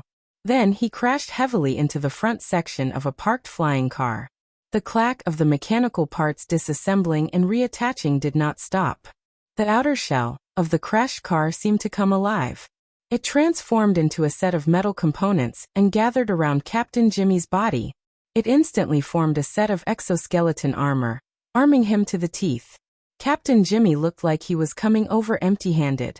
In fact, he had his Deep Blue Walker exoskeleton follow him in a stealthy state. It could be upgraded to its strongest state at any time, even before Captain Jimmy's transformation. The moment Captain Jimmy began to retreat and the mechanical voice sounded its warning, there was a bang from the surface of the lake near the shore. 2 water pillars exploded and 2 fully armed Deep Blue Walkers leapt out of the water's surface. Because their synchronization rate was too high, the 2 splashing sounds seemed to merge into one. The Ice Storm machine cannon in their hands had long since locked onto Mr. M.O. in the wheelchair and began to preheat and idle. The special physical ammunition built inside was specially designed to deal with the powerful interference power of spiritual-type ability users. It sprayed out in a form similar to a metal storm. Coupled with the support of the formatting domain, it could instantly tear apart a B-rank spiritual-type ability user. After the preheating was complete, Captain Jimmy was fully armed. The automatic mechanical sound also came to an end. Captain Jimmy had no intention of playing it again. He directly issued an attack order through the 7th generation Dynamo Core and the Apocalypse Array it was linked to. This was the mission he had to complete as the high-level thug of the Amaterasu Order. As for the cause and effect, as well as the meaning behind it, none of it was within the scope of his consideration. The only extra thing he had to do was to give himself a layer of insurance. It was at this moment that Captain Jimmy once again felt a stuffy and astringent feeling assaulting his face. It felt somewhat familiar, just like when he had bumped into Mr. M.O. today. It felt like a thick wet cloth had been thrown over his nose and mouth. Wait a minute. He was already under the protection of the Deep Blue Walker exoskeleton. In the next second, a violent shock attacked him. The Apocalypse Array system operating at high speed indicated that the automatic defense function of the sound wave weapon had been activated. It also automatically judged and simultaneously activated the infrasonic wave defense structure. If necessary, it could be activated at the first instance. At the end of last year, when the entire system was still in the experimental stage, it had specially added a targeted plug-in module. For a moment, Captain Jimmy thought that this slightly redundant module was about to be used, but reality proved that he was thinking too much. But on a certain level, his imagination was far from enough. At this moment, the passenger terminal at the shore of Northern Mountain Lake had indeed been attacked by a terrifying noise. The explosive sound wave shock was like a passing storm, engulfing the 100 or so people on the passenger terminal in one go. At this moment, 99% of the people showed signs of either high or low levels of mental confusion. But the Deep Blue Walker defense was effective, and the two powerful attackers weren't affected at all. The Ice Storm gun barrel had already begun to spit out ammunition. But right in front of the gun barrel that was rotating at high speed, two flesh and blood creations that resembled giant palms inexplicably appeared. One on each side, extremely symmetrical. The gun barrel had already locked onto its target, but it was forcefully lifted up by the two monstrous giant claws that were wrapped in scales. The powerful kinetic energy of the physical ammunition certainly pierced through them in an instant, but the upward momentum didn't decrease. Flesh and scales splattered everywhere, and the follow-up ammunition had long since flown off to who knew where. The well-trained powerful attackers wanted to make adjustments at the first instance, but the turbulence in the void rushed back and forth. This time, it suddenly leapt to the next level, transforming into a violent and restless mental storm. A series of disturbances and attacks, from incorporeal to tangible, from material to mental, seemed chaotic and complicated, but they converged and integrated into a common source, and then focused to form an explosive point. The lake water that struck the breakwater exploded with a rumble, and a considerable portion of it evaporated into water vapor in midair. The blood-colored flames cut it into fragments until it completely evaporated. It was in this space where water, light, and fire interweaved that a malevolent creature, whose entire body was dark red like blood, appeared with a roar. It seemed to have rushed up from the bottom of the lake, but its specific trajectory was indistinct. Following the appearance of the vicious creature, the impact of the single-point explosion increased explosively by more than 10 times. Even Captain Jimmy's mind sank a little. The two powerful attackers who had received the direct impact of the mental storm were in a much worse state. A suffocating gap allowed the pair of giant palms that were already badly mangled to fiercely slap the exoskeleton armor, sending them flying away at the same time. Fortunately, before the battle, the team had already completed the connection between the mental and physical plane in advance, realizing the interference and connection between the mental plane and the material plane, creating a tightly formatted space that could jointly bear and divert the external impact. The two people who were hit didn't show any serious injuries. But in this way, the previous ambush-killing move was all a joke. Captain Jimmy cursed. He wanted to attack again, But when he looked at the vicious creature that suddenly appeared by the lake, he was a little stunned. The vicious creature was huge, with long arms and a tortoise's back, almost in the shape of an ape. Although it was habitually hunched, just the body that appeared on the surface of the water was already more than 3 meters, and even so, there was still a section below its thigh that was below the water surface. Its entire body was covered with bulging muscles and dense scales. As it rose and fell like it was breathing, the heat on its body was like a bloody light, like a flame, and it felt like the surrounding water was about to boil. And it was precisely this vicious creature, or perhaps because Mr. Mo who was near the shore felt that it was blocking too much light, so he scolded it. This enormous creature then obediently shrunk its body, curling into a ball and pressing down into the lake, only leaving its neck and shoulders above.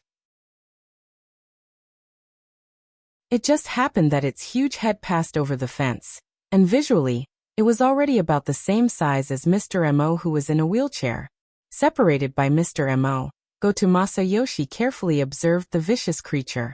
In the depths of the dim yellow eyeball, the layers of light became more and more complex.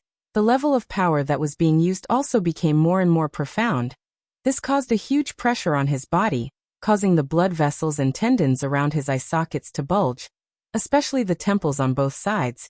It was almost like a dense net. So ugly. Jiangzhong, who was very close, seemed to be affected by the sound wave attack. He actually didn't feel any fear, and only muttered his evaluation. The target was a little vague, but they were all suitable, causing the veteran and Ao Pingrong to look at him. But at this moment, the most eye-catching was still the ugly monkey, and the most important person beside him.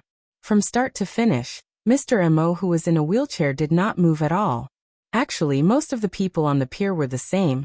It was just that the others did not have time to move. As for him, Mr. Mo's gaze was focused on the projected area. He looked quite serious, to the point that he didn't seem to care much about Captain Jimmy's death trap. The people who had just caught their breaths unconsciously followed his gaze, and once again turned their attention to the conference room thousands of miles away. In front of the camera, Cadman, at some point, was already stuck there, his knees bent and his spine curled, his left and right arms half raised, bent into a stiff angle, as if he had raised his hands to surrender, but his crazed raised head made it look more like a prayer of failure. Burp! A strange sound similar to a burp came from the ugly monkey's enormous cranial cavity. The pipe that made the sound was the area on his face equivalent to the mouth and nose. There were no obvious organs there, only dark purple and wrinkled flesh. It felt like a piece of rotten meat. There were a few intermittent openings in the middle. They were all opening up, squeezing out saliva pus. It was more like the sticky lava flowing out of the cracks of a volcano, black and red interweaved, burning the air, about to fall but not yet. On the other side, Goto Masayoshi, who had been observing all this time, suddenly had a twitch in his temple. He noticed. On that lava saliva, the scattered fire pattern cracks faintly pieced together to form a face. And it was getting clearer and clearer, more and more definite. In the projected area, the image of Cadman, who had already turned into a burning statue, became more and more similar, reflecting each other.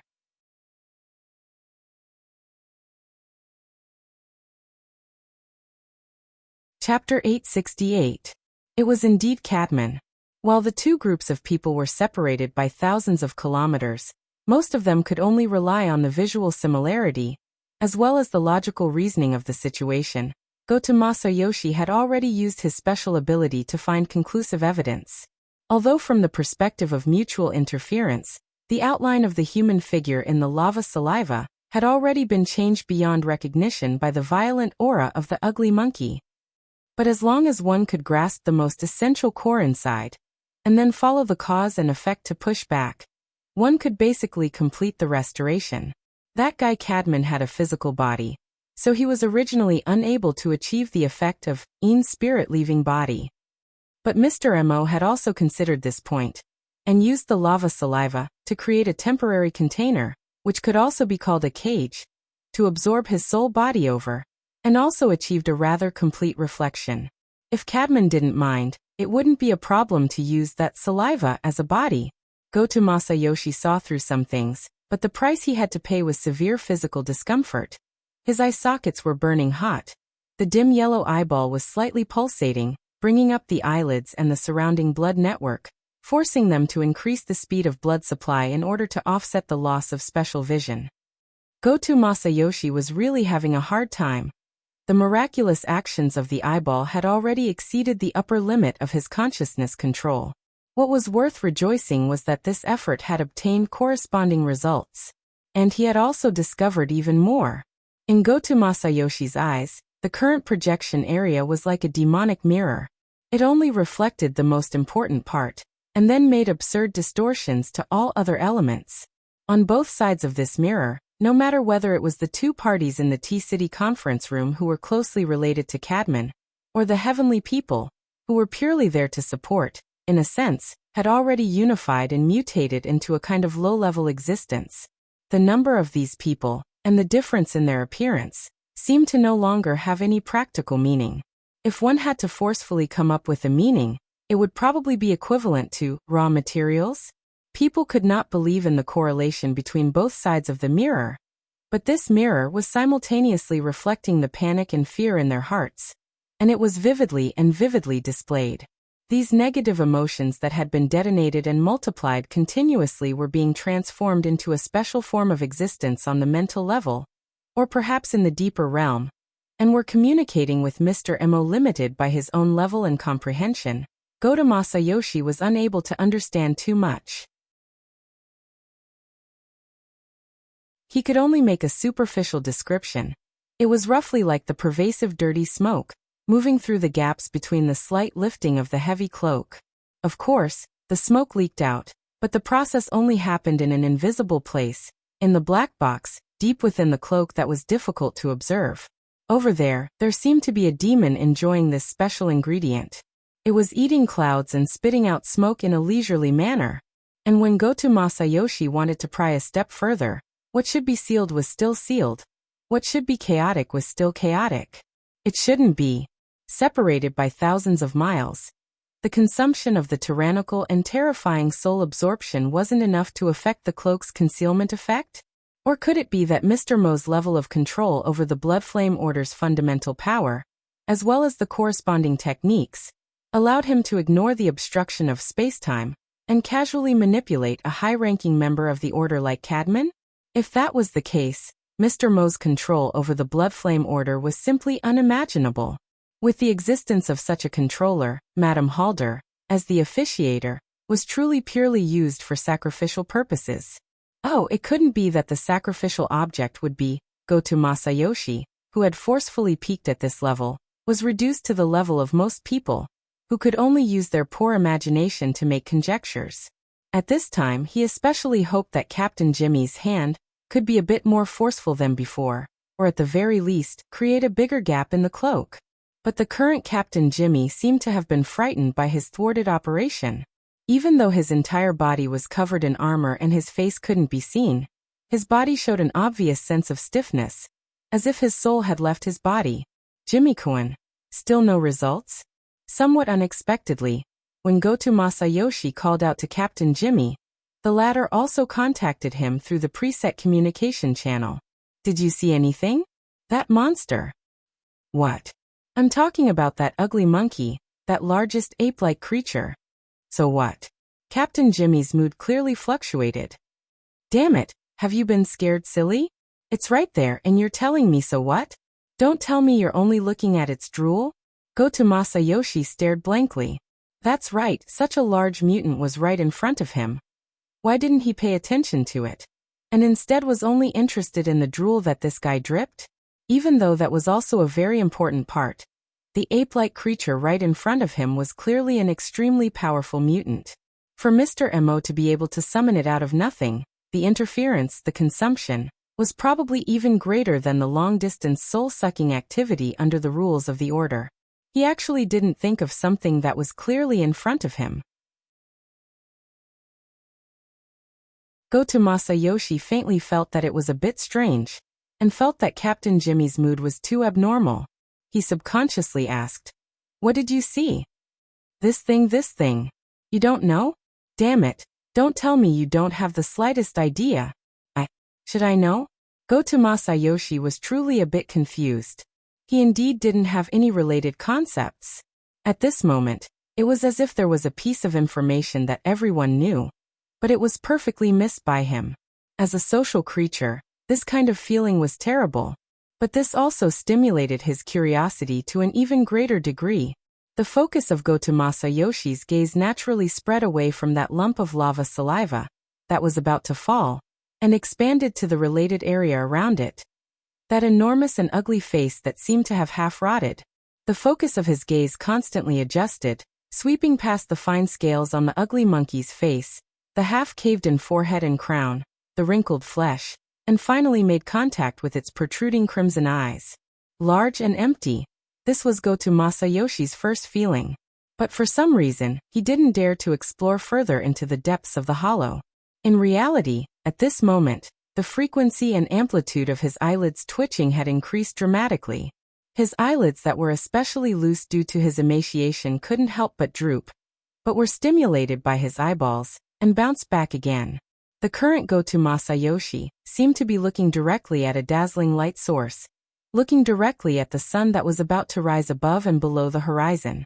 Completely out of instinct, Goto Masayoshi wanted to turn his face away to avoid a direct attack. He indeed completed this action, but what was truly moving was only his neck and head. In his eye sockets, the pair of dim yellow eyeballs didn't move.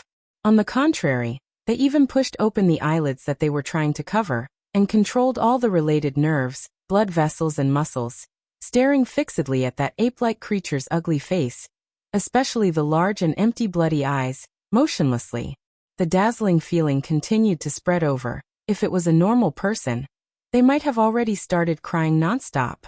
But Goto Masayoshi didn't, because even if the tears were about to flow out, they would still be used by the dim yellow eyeballs as lubricant, better than nothing.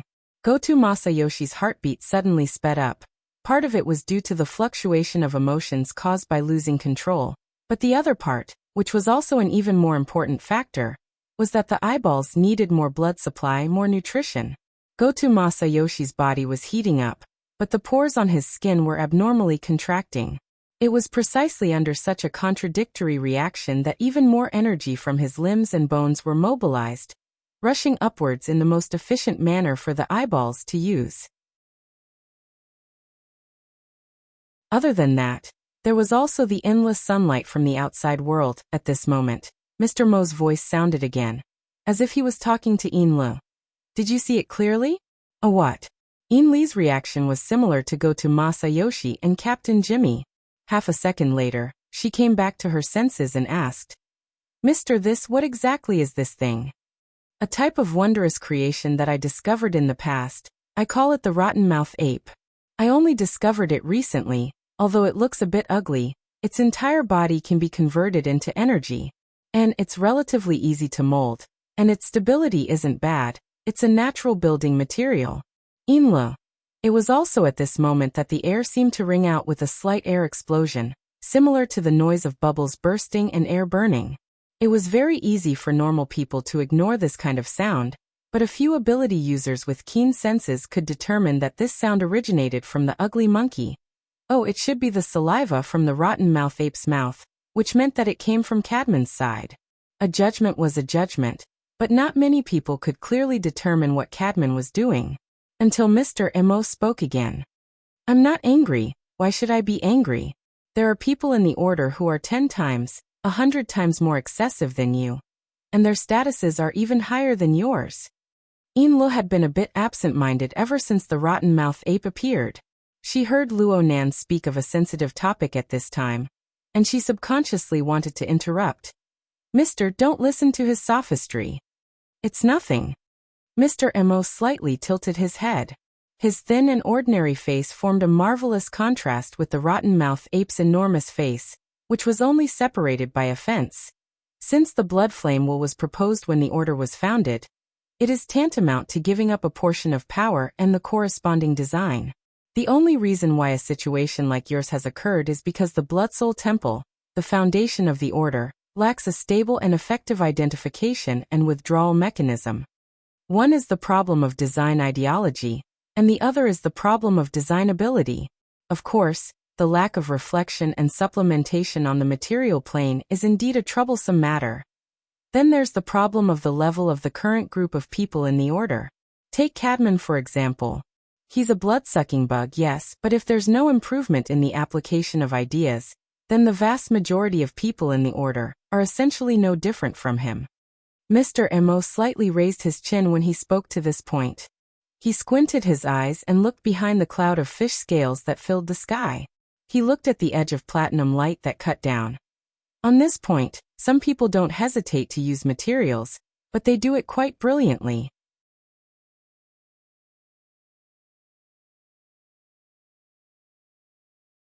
Chapter 869. There were always coincidences in this world. At that moment, Mr. Mo looked up and met the observer in the private airship. Even though he knew it was because of the angle of the broadcast, Yukawa Aishuk, who was sitting on the sofa, held his breath. His eyelids twitched, just like a certain guy by the lake. A thought popped up in his mind. He was talking about the true God and the Pope. Yukawa Aishuk quickly ignored this feeling and thought. He forcefully shifted his gaze to the ugly face of the ugly monkey. Oh, the ugly face of the rotten-mouthed ape. Stimulated by the forceful twist, some pieces of information flew out and were about to form a string. There was only one line left. A few seconds later, Yukawa Aishuk suddenly raised his voice. Takamoto, Takamoto. Takamoto Shigeru quickly appeared in the room. Yukawa Aishuk ordered his intelligence chief.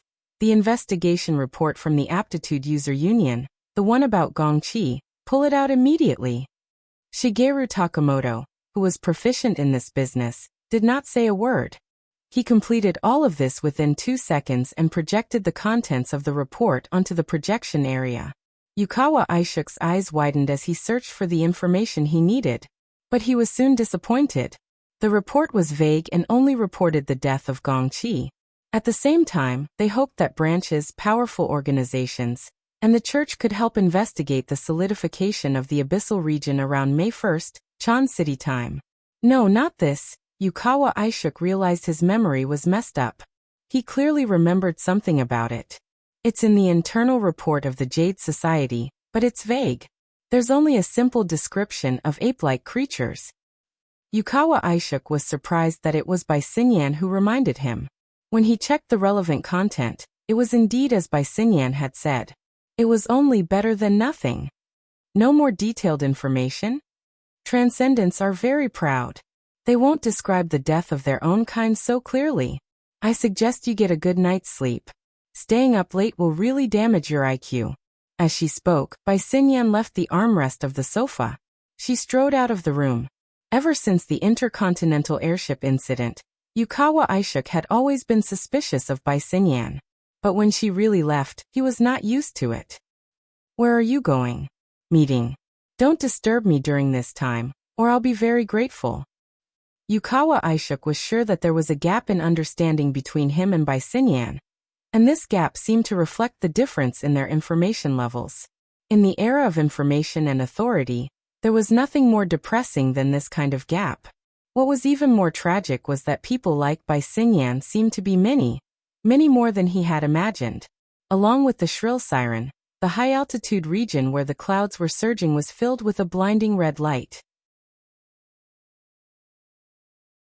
The image of the environment that was extremely close to reality began to solidify and then fade away. When the visual virtual scene disappeared, the cramped space of the health pod was completely revealed. The warning light on the top of the pod was still flashing rapidly. Tianbang shook his head. Through the slightly turbid nutrient fluid, he could see the high-priority notifications on the interface of the cabin wall. They glowed red and vibrated continuously, attracting his attention. Due to the limitations of his physical body, Tianbang decided to use telepathic communication. Dr. Pan, the group's experimental base has been overrun by the mutants? Dr. Pan, who was usually calm and collected, suddenly spoke in a hurried tone, which was rare for him. Big news, big trouble, big opportunity. Anyway, hurry up. I'll give you 20 seconds. Please, I'm in the health pod right now. Oh, that's true. Speaking of which, the health pod simulator is more useful than the helmet. Fine, just stay there. I'll open the communication channel to you.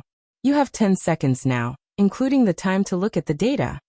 The communication was then cut off.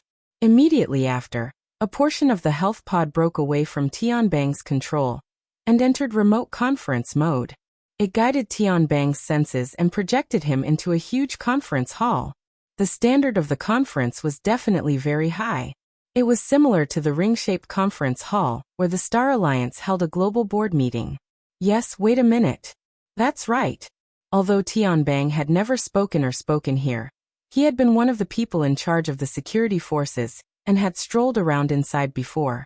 He had already seen the Star Alliance's logo that could be seen everywhere in the conference hall. It looked like a printed simplified map of Earth. Some said that it symbolized the coexistence of the common world and the inner world since the era of distortion. Some said that it was a hint of the existence of the deep blue world when the Star Alliance was first established.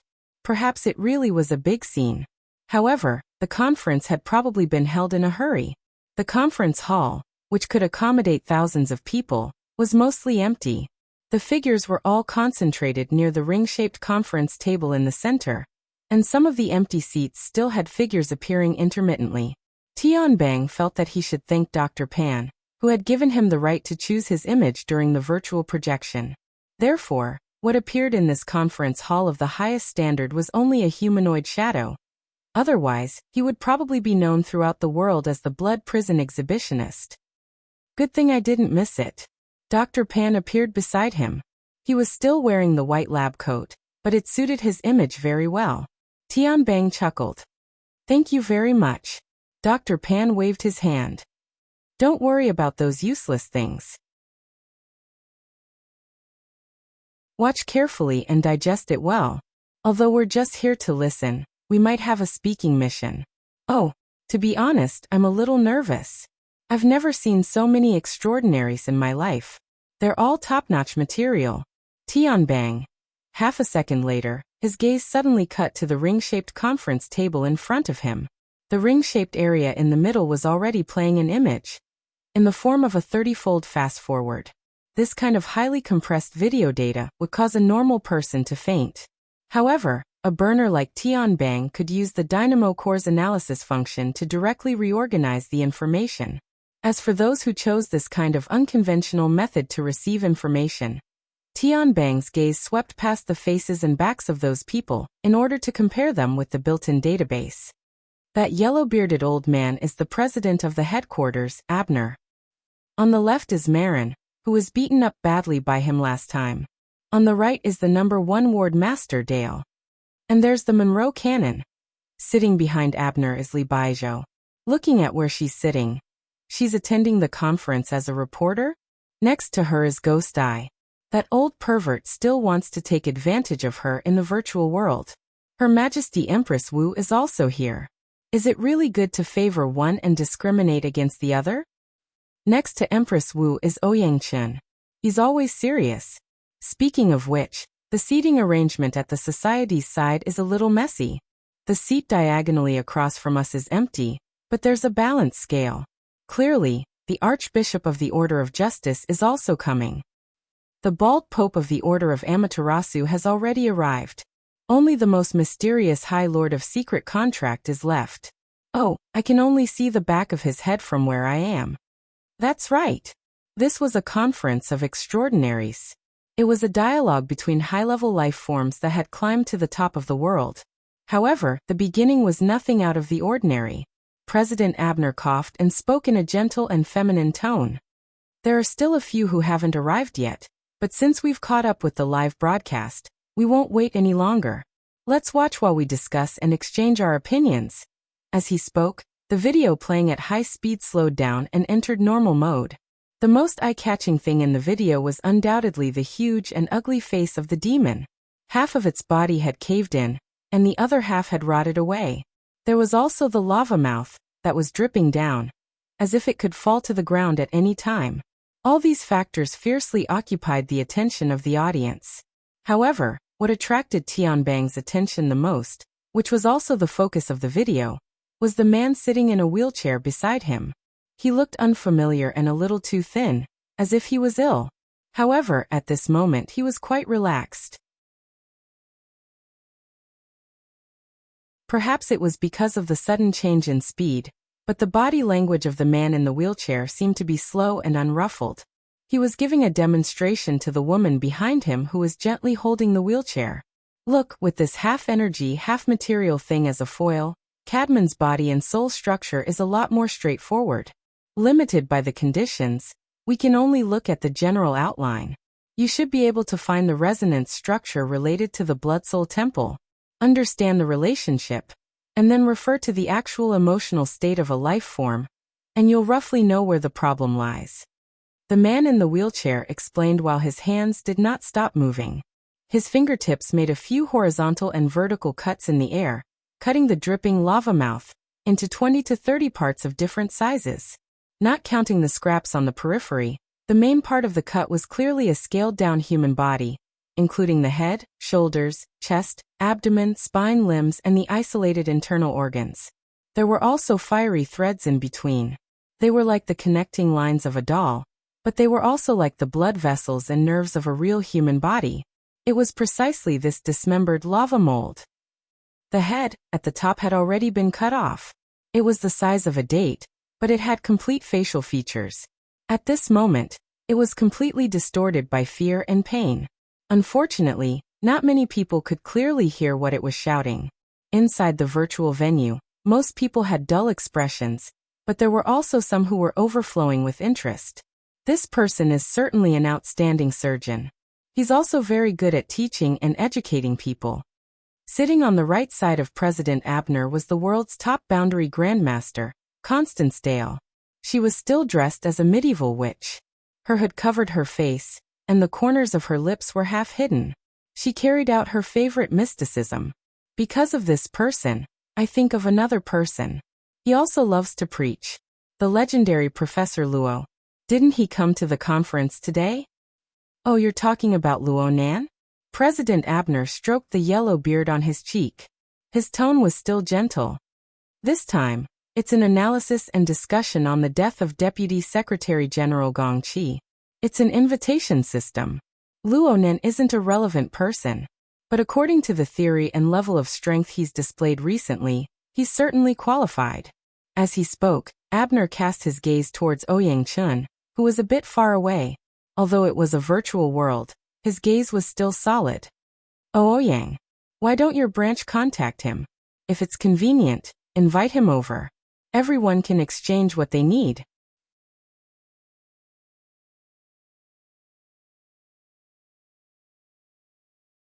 Chapter 870. Ouyang Chun did not sit at the very front of the ring-shaped conference table. Instead, he sat in the second row with Her Majesty Empress Wu. He sat upright, watching the live broadcast very seriously.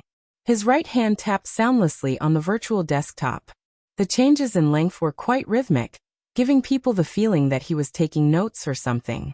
His appearance was in stark contrast to Her Majesty Empress Wu, who was sitting leisurely next to him. Her Majesty Empress Wu was fiddling with the virtual scroll in her hand. Ouyang Chun did not respond immediately when President Abner called out to him. 2 seconds passed before his fingertips stopped tapping. He turned his face away from the central projection. It was unknown whether or not it was a virtual effect, but the frameless lenses clipped to the bridge of his nose seemed to be plated with a layer of light. The lenses covered most of his pupils, and his expression was stern and serious. He still did not open his mouth. It seemed that he was choosing his words carefully. Then, earlier, you wanted to join in on the fun and get a share of his grandfather's property. Now you're asking for an exchange. Are you preparing to take the opportunity to call each other brothers and get greedy? A moment of silence appeared in the ring-shaped conference room. Then there were coughs, muffled laughter, and of course loud laughter. At the level of participants, the vast majority of people already had the tendency to do as they pleased. Not everyone would take President Abner's face into consideration. Of course, everyone's gazes were cast in Ouyang Chun's direction. However, everyone could see very clearly that Ouyang Chun did not open his mouth.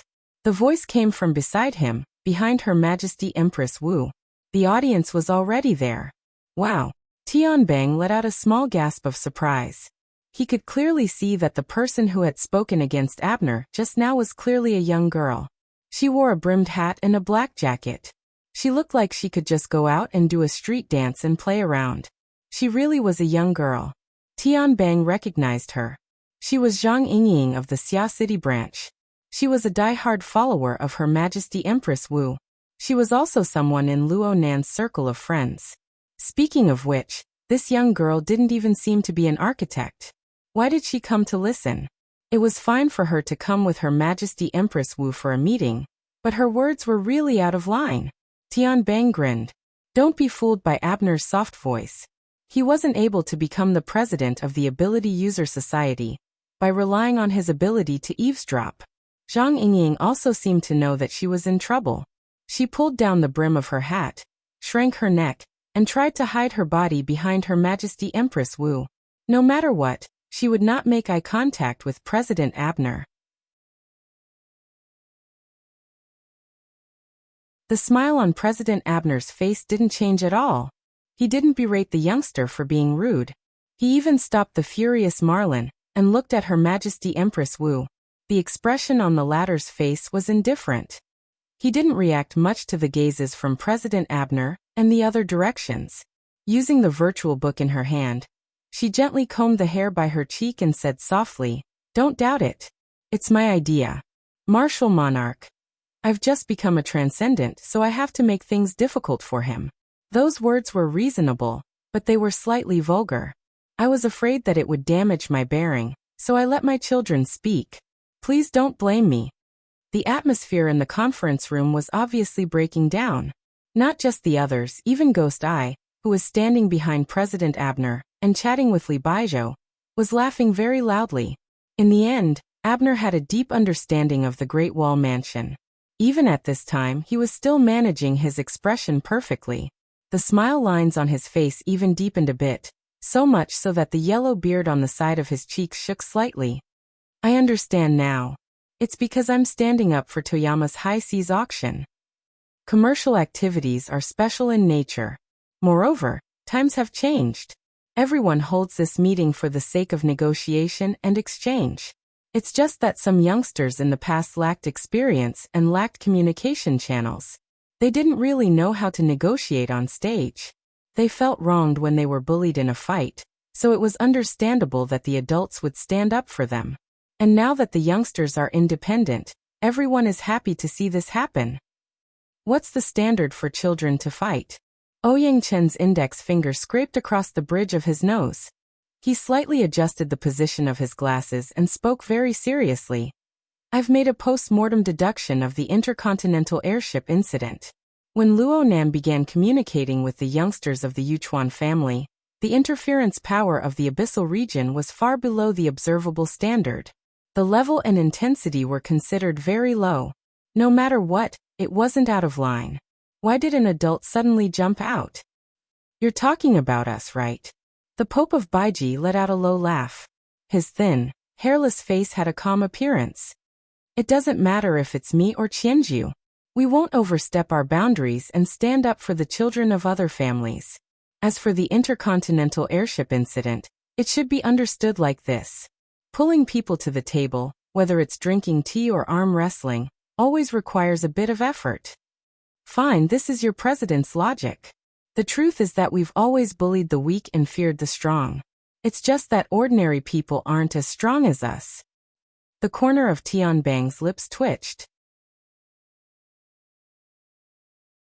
It was probably only in this sort of situation that these old extraordinaries would speak so bluntly.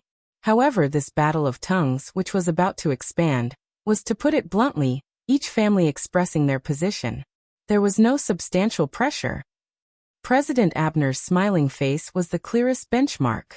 Of course, the earliest pressure was washed away by Zhang Yingying's fearless speech. Or perhaps the time wasn't right yet. Her Majesty Empress Wu reluctantly concluded. Compared to the Amaterasu order, President Abner really does care and cherish. Especially his speech. It's incisive, deep and shallow. It's very targeted and instructive. Oh my, where did your extraordinary bearing go? Tianbang finally laughed out loud. He wasn't the only one who laughed. He wasn't even in the minority. Her Majesty Empress Wu became more and more open-minded amidst her laughter. The only pity is that he beat around the bush a bit. I'm afraid that only you, President, can speak so clearly. How about this? This is the communication method over there. Everyone, no need to be polite. You can discuss and research, or call each other brothers. Just go ahead. I also really want to know what kind of brilliant argument he can make today. As she spoke, Her Majesty Empress Wu tossed out a white bead of light. It spun around in the live broadcast area. It was none other than the special effects of Luo Nan's message link. Tianbang casually scanned it and confirmed that there were no mistakes. There were quite a few people who did the same thing as him. Luo Nan would probably receive quite a few friend requests after today's meeting. President Abner maintained his smile. He turned his head and instructed Marlin. Send an invitation to Professor Luo right now. If he's free, invite him to participate in this discussion. Everyone is looking forward to the splendid explanation that configuration theory will give to this world. Then he changed the topic of conversation. Before the situation changes, everyone should first understand the background information of today's meeting. See why this meeting is being held, and choose this person. Mr. Mo was quite cooperative in the live broadcast. His lecture was neither fast nor slow. It looked like it would continue for quite some time. On the other hand, Vice President Marlin had just made arrangements to contact Luo Nan. He also had to introduce specific information. He was quite busy for a time. The main topic of this meeting is to ask everyone to identify the true murderer of Deputy Secretary General Gong Qi's murder case. Around 4 o'clock in the afternoon on the 1st of May in Chan City, Deputy Secret Chief Gong was assassinated in his seclusion location. Unfortunately, he perished. The specific circumstances have already been reported. I won't go into detail this time. Headquarters has invited experts to earnestly analyze the scene. Aside from basic judgments such as the time of the crime, motive, and so on, they have also broken down the clues from the act of murder. In the end, a total of 7 conditions were formed.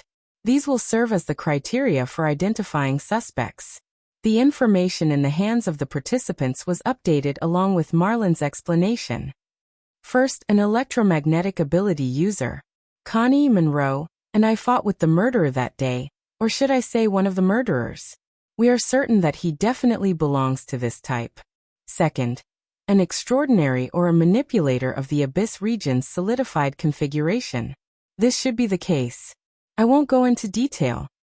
Third, the extreme utilization of the Abyss region's power and micromanipulation ability. This gives people a deep impression. Fourth, the ability to burn and absorb flesh and blood. Gong Qi's skeleton was destroyed by this.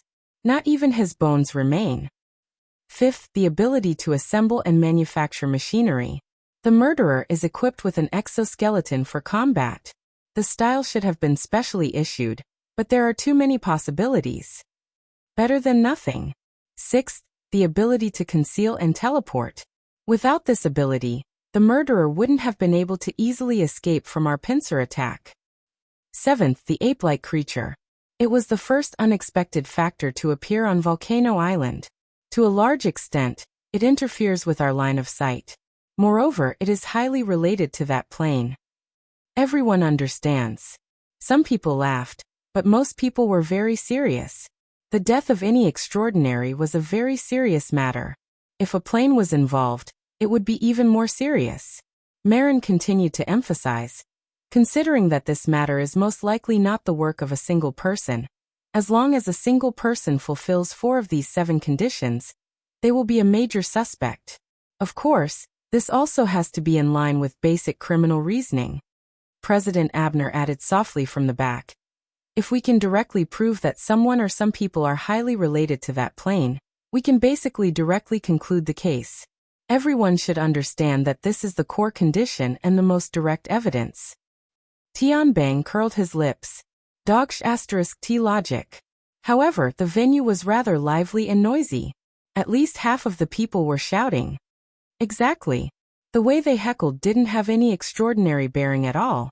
Haha, the human heart is like T. After a long introduction, Marin took advantage of the situation and drew everyone's attention to the live broadcast. I've never heard of this Mr. Mo before. However, the blood flame order he's in has previously fulfilled 2 of the 7 conditions: the ability to absorb flesh and blood, and the solidification of the abyssal region.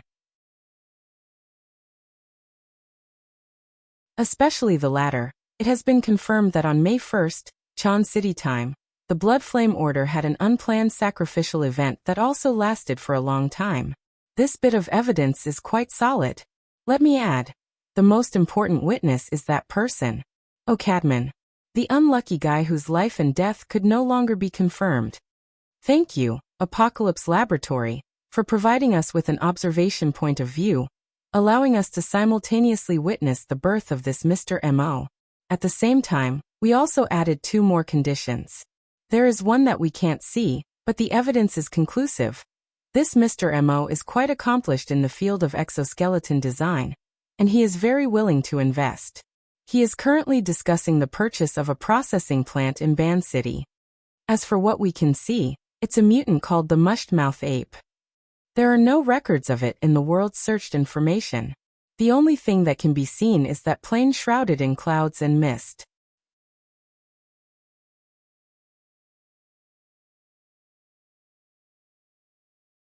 Chapter 871. Marin spoke quickly, but there were still some who couldn't control their impatience. Not far behind Marin, a loud and clear voice rang out. 4 out of 7, the most important one is more or less confirmed.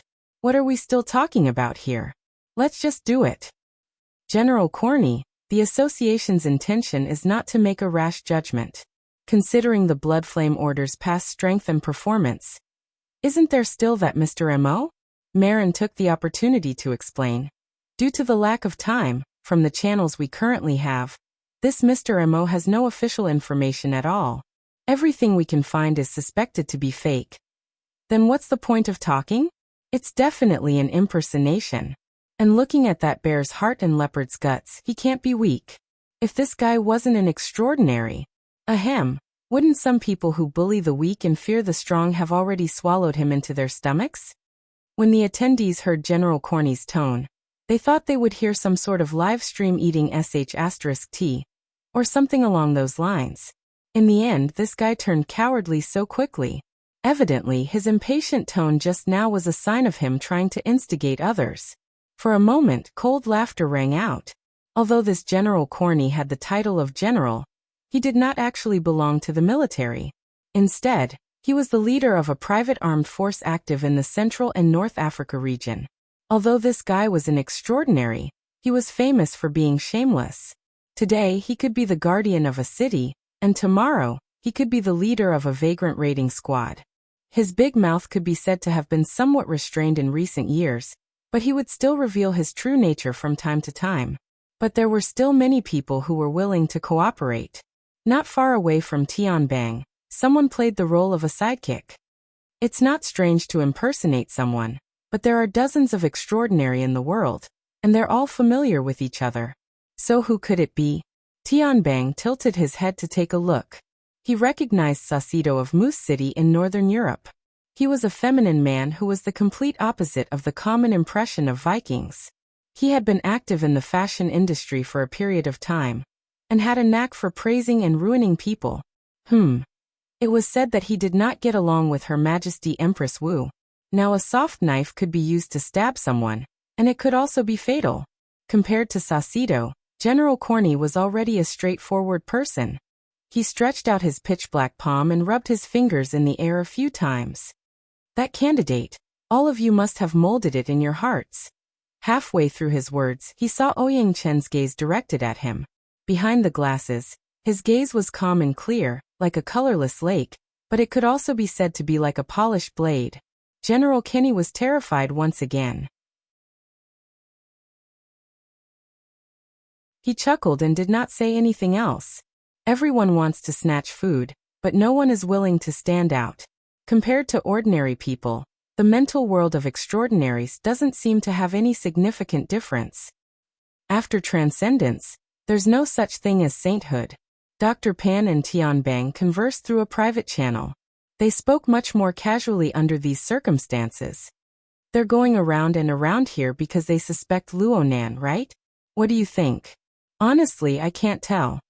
Tianbang knew that the extraordinaries around the ring-shaped meeting platform had invited him over to listen to the meeting only because of his special relationship with the Blood Flame Order. They wanted to obtain more insider information and make a more accurate judgment. This gave Tianbang a strange sense of self-awareness that he was a traitor. But even if it was out of personal interest, after he digested the information he had prepared for the meeting, he still spent a lot of effort to observe Mr. Mo. Tianbang had some harvests. He didn't obtain them from Mr. Mo himself. Instead, he obtained them from Mr. Mo's subordinate, Cadman, whose life and death were hard to determine. Tianbang knew of Cadman. He knew that Cadman was a fleshly adept with decent strength. He also knew of the technique of the violent fire seal. This made him naturally put himself in Cadman's shoes. How could his soul be captured from thousands of kilometers away? Was the violent fire seal the key trigger in the entire process? Was it possible to avoid this result? What role did the Blood Soul Temple, the solidified configuration in the Abyss region, play? What role did it play? Tianbang analyzed as he put himself in Mr. Mo's shoes. Even though Tianbang had mostly broken away from the system of the Blood Flame Order and the Restraint faction, he still had some insights. But these were far from enough to be used as a basis for a qualitative judgment. Tianbang said, Mr. Mo's situation is a clear suspicion, but it hasn't reached the stage of true evidence.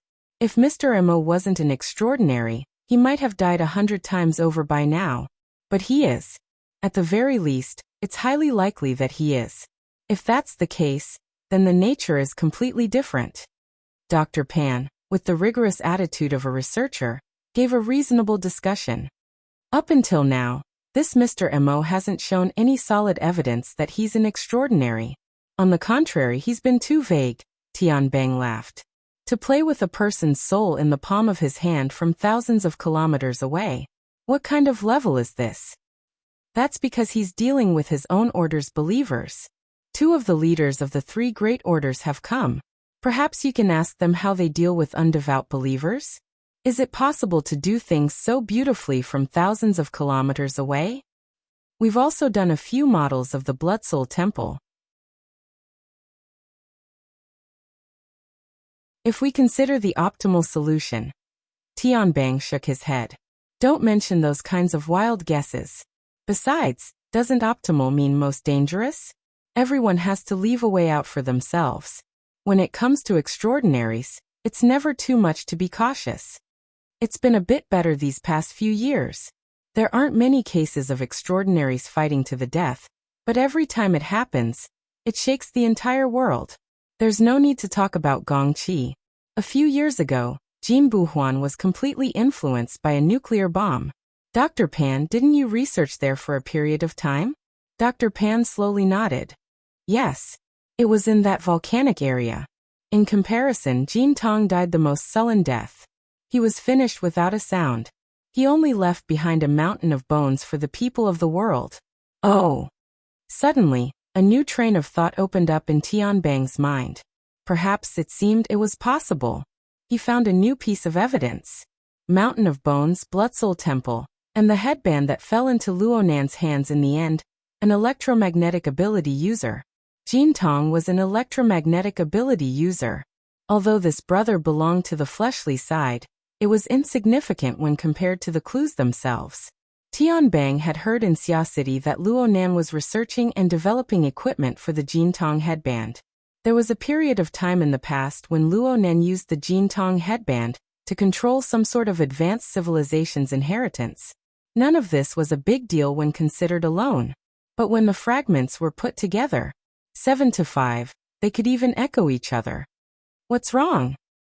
It's nothing. Tianbang wasn't going to be the stupid bird that stuck its head out. He just needed to think a little more to understand that the matter of Luonan possessing the Jin Tong headband was no secret. The problem lay in the fact that the cause of Jin Tong's death was still a mystery that had yet to be completely solved. Jin Tong had an inextricably close relationship with the Xia City branch. No one knew how deep the Xia City branch's involvement went. Her Majesty Empress Wu had sent Jin Tong flying. What happened next? To what extent could Ouyang Chen's protective behavior reach? How many supporters did the Xia City branch have in regards to this matter? Sympathizers? Dealing with an extraordinary was on a completely different level from dealing with 2, 3, or even more extraordinary. One had to be prepared for a local war, or even a world war. Tianbang felt his finger move away from the nuclear button. In order to strengthen his will, he emphasized once more, the possibility of Professor Luo and Mr. Mo being the same person is extremely small. At the very least again. Dr. Pan hated this sort of vague wording. Tianbang pursed his lips. Anyone who comes from the Bloodflame Order and has received the Order's knowledge system, such as myself, would find it hard to accept that a person who had absolutely no contact with the Bloodflame Order half a year ago can now perform an anatomical analysis of the Bloodsoul Temple and the believers under the Bloodsoul Temple system. These points of knowledge are very difficult, okay? Dr. Pan sighed. Fine. Even if they aren't the same person, it doesn't seem to be a problem if they have a cooperative relationship. Perhaps. Tianbang was saddened by his own brain. He couldn't help but ponder along Dr. Pan's train of thought. When did the two begin to cooperate? At the very latest, it wouldn't be later than Jin Tong's death. That was in early December of last year. Mrs. Halder and the others fled Xia City in early November. If they had already reached a cooperative agreement back then, the one who died that day might have been Tianbang himself. The problem was that the two sides were quite unhappy because of the matter of the Soul Order at the end of last year. But looking at today's information, this Mr. Mo was clearly standing up for the remnants of the Soul Order. The clues were fighting with each other. Besides, this line of thought was still unable to explain Mr. Mo's origins. Looking at his attainments in the foundational techniques of the Bloodflame Order, he was simply an ancestor who had been hidden from the world for many years. But ever since the Order was founded, Tianbang had a precise grasp on the birth, aging, sickness, and death of all the powerful figures of the Order. He was certain that the Bloodflame Order hadn't had such a hidden ancestor-level figure in the 40 to 50 years since it was founded. Actually, he was a visitor from beyond the heavens. The corner of Tianbang's lips twitched. This was too fucking roundabout. No wonder President Abner and the others were hesitant. Mr. Mo's entire being was hidden in a dense fog of fragmented logic. At this time, Marlin also expressed a similar point of view. Due to the limitations of the Apocalypse Laboratory's observation methods, we have no way of obtaining more information. Our analysis of this Mr. Mo also stops at the surface. We can't see clearly or see through him. Speaking up to this point, Marlin suddenly changed the topic and launched a sudden attack. The Pope of the 100 Collections is the host in this aspect, and he has set up a grand scheme to illuminate Osaka City. Presumably, he has an even more exquisite view? The Pope of the 100 Collections didn't have the slightest reaction of being attacked. He spoke in a logical manner, neither hurried nor slow. It was as if he had long since prepared for this. I can't say that he is exquisite. It's just that he has seen things a bit longer than others. In my opinion, this Mr. Mo's exquisite control over the power of the Abyss region is something that none of us here can compare to.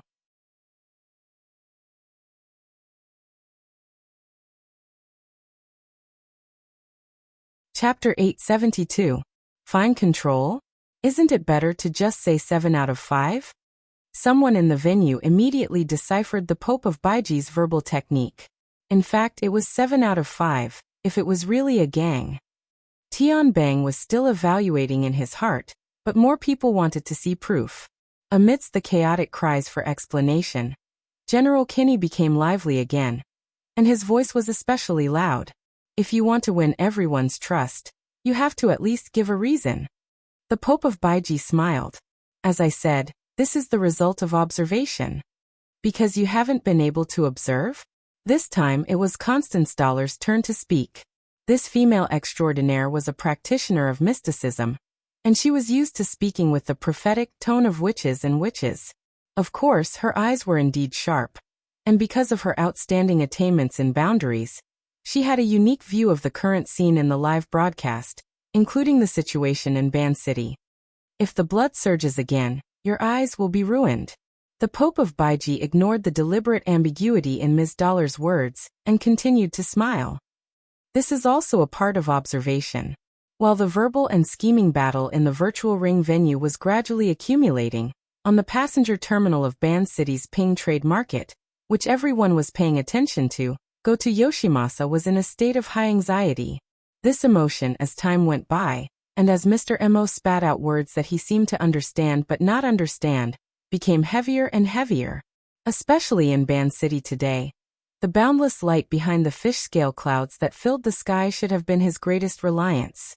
But at this moment, as the midday sun shone down, he only felt as if there was a blade on his back. The heat continuously seeped into his body and accumulated, but he couldn't find a channel to vent it. In fact, there was, and the channel was the eyeballs embedded in his eye sockets. The heat radiated from the sky was originally used by this pair of special eyeballs, in order to break through Mr. Mo's external appearance and directly to his deep essence. Goto Masayoshi once felt that he could do it. He had the support of the Fusang Divine Tree system. He also saw that Mr. Mo was using methods that exceeded the limits of people's imagination. In theory, this person must also use power that exceeded the limits of people's imagination. Under such circumstances, the black box created by the cloak could not be maintained in a perfect and flawless state. This was also the time for this pair of eyeballs to realize its significance. However, until now the cloak was still a cloak, and the black box was still a black box. He still couldn't break it. Goto Masayoshi could only think like this. With Mr. Mo's ability, most likely dealing with Cadman and his kind would be as easy as flipping his hand, like the clouds and the breeze clear, and would not reveal the least bit of a clue. So more than once, he hoped that Captain Jimmy would be able to use his hands to create the conditions for him, the eyes, to observe. However, after that detestable bastard suffered a loss, he hid in the tin can and pretended to be deaf and mute. When he was forced into a corner, he even boasted back, "I have a more important mission." This coward. Of course, Goto Masayoshi knew that Captain Jimmy had a backer. However, who didn't have a backer? The problem was that Goto Masayoshi's own backer did not have any new arrangements. Actually, Goto Masayoshi had never accepted any arrangements. He and his heavenly state warriors were just relying on the wild growth of the Fusang Divine Tree. He could use the name of the Amaterasu sect to his heart's content, like a fox borrowing the might of a tiger, to obtain benefits for himself, to strengthen his forces, and to become a socialite in a certain sense. However, his heart was also clear. Behind everything, there was a most essential mission: to be a good eye. However, he did not manage to do it now. This made Goto Masayoshi's mood very bad. The discomfort on his body was much more direct than the change in his state of mind. The eyeball was still continuously gathering sunlight energy, trying to penetrate the cloak on Mr. Mo's body, but it could not find a breakthrough point. The energy was being consumed, but most of the energy was still unable to enter or exit, only operating around the eyeball and its surroundings. Goto Masayoshi felt that his head was swelling, especially around his eye sockets. That pair of special eyeballs seemed to be squeezing out bit by bit. At first, the feeling was not too clear, but when it became clear, it was already too much, and even if he wanted to control it, he did not know where to start. At this moment, Goto Masayoshi felt that he was like an overinflated tire. His whole body was burning hot, and not only was his head dizzy, his whole body was practically about to explode. He wouldn't really explode, right?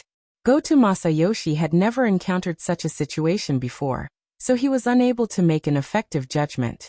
And once this thought was born, he could not stop it no matter what. Even though he knew that he should not, in the depths of Goto Masayoshi's heart, fear still seeped into his anxious emotions. Of course, what triggered them was both behind and in front of him. It was also at this moment, in Goto Masayoshi's vision, there seemed to be dirty smoke lingering, undulating inside and outside the invisible cloak around Mr. Mo's body. Those miscellaneous people who had already been dominated by terror contributed another wave of, it's me. Goto Masayoshi suddenly realized, his heart suddenly sank, but the special eyeball, still faithfully and objectively reflected all the changes that had happened. It allowed Goto Masayoshi to see clearly what kind of interaction had formed between the negative emotions that were born in his body and Mr. Mo's previous interactions. Wait a chance. Goto Masayoshi's thoughts once again lagged behind the reaction of the eyeball. The sunlight that filled the sky, under the support of the Fusang Divine Tree's Great Divine Treasure System, formed an extraordinary connection with Goto Masayoshi's special eyeball, above the normal laws of physics. After that, Goto Masayoshi felt that his body seemed to have entered a kind of transparent state, creating the best conditions for the sunlight that was projected over. Most importantly, Goto Masayoshi's thoughts had actually participated. As a kind of targeting tool, it had specified the direction and target of focus, and had received the feedback information. At this moment, Goto Masayoshi followed the smoke, and saw even more. He saw the trajectory of the smoke circulation, including some of the details of the operation and transformation, and thus naturally discovered that the cloak and black box belonged to a kind of tight and exquisite energy structure, yet still maintained a highly integrated state with the real world. Because of the integration, they were one. It's this. Goto Masayoshi never would have thought that the difficult problem that had been dragging on for a long time would actually have a breakthrough, because of his own fear. He also didn't have the time to think deeply about the problem inside, only doing his best to memorize and analyze, trying to dig out even more things. He had already seen the light. Everything was difficult at the beginning, very quickly. His vision suddenly slanted, completely leaving its original focus. His entire vision was also affected, swaying back and forth. Swaying? The so-called swaying was actually swaying back and forth. It felt like the eyeball wasn't embedded in the eye sockets, but rather attached to some thin string, his randomly swaying vision. In the blink of an eye, he rearranged the situation around him. Mr. Mo, Mushmouth Ape, the cowardly Jimmy, his terrified subordinates, and the veterans that he had forcefully dragged over to confront, and so on. Why are all these guys looking at me? And with that kind of gaze? What is this? In his swaying vision, a thicket of blood, flesh, nerves, and bones appeared. It was malevolent and ugly, and emitted an ominous aura of death. It was still burning. You're tuning in to the Limei's Wuxia Whispers YouTube channel. We're so grateful for your support, and don't forget to subscribe to join us on this incredible journey through captivating stories. Your generosity through donations truly makes a world of difference, as it's the primary source of revenue that allows me to expand and enhance this channel for you. Thank you from the bottom of my heart for being a part of this adventure.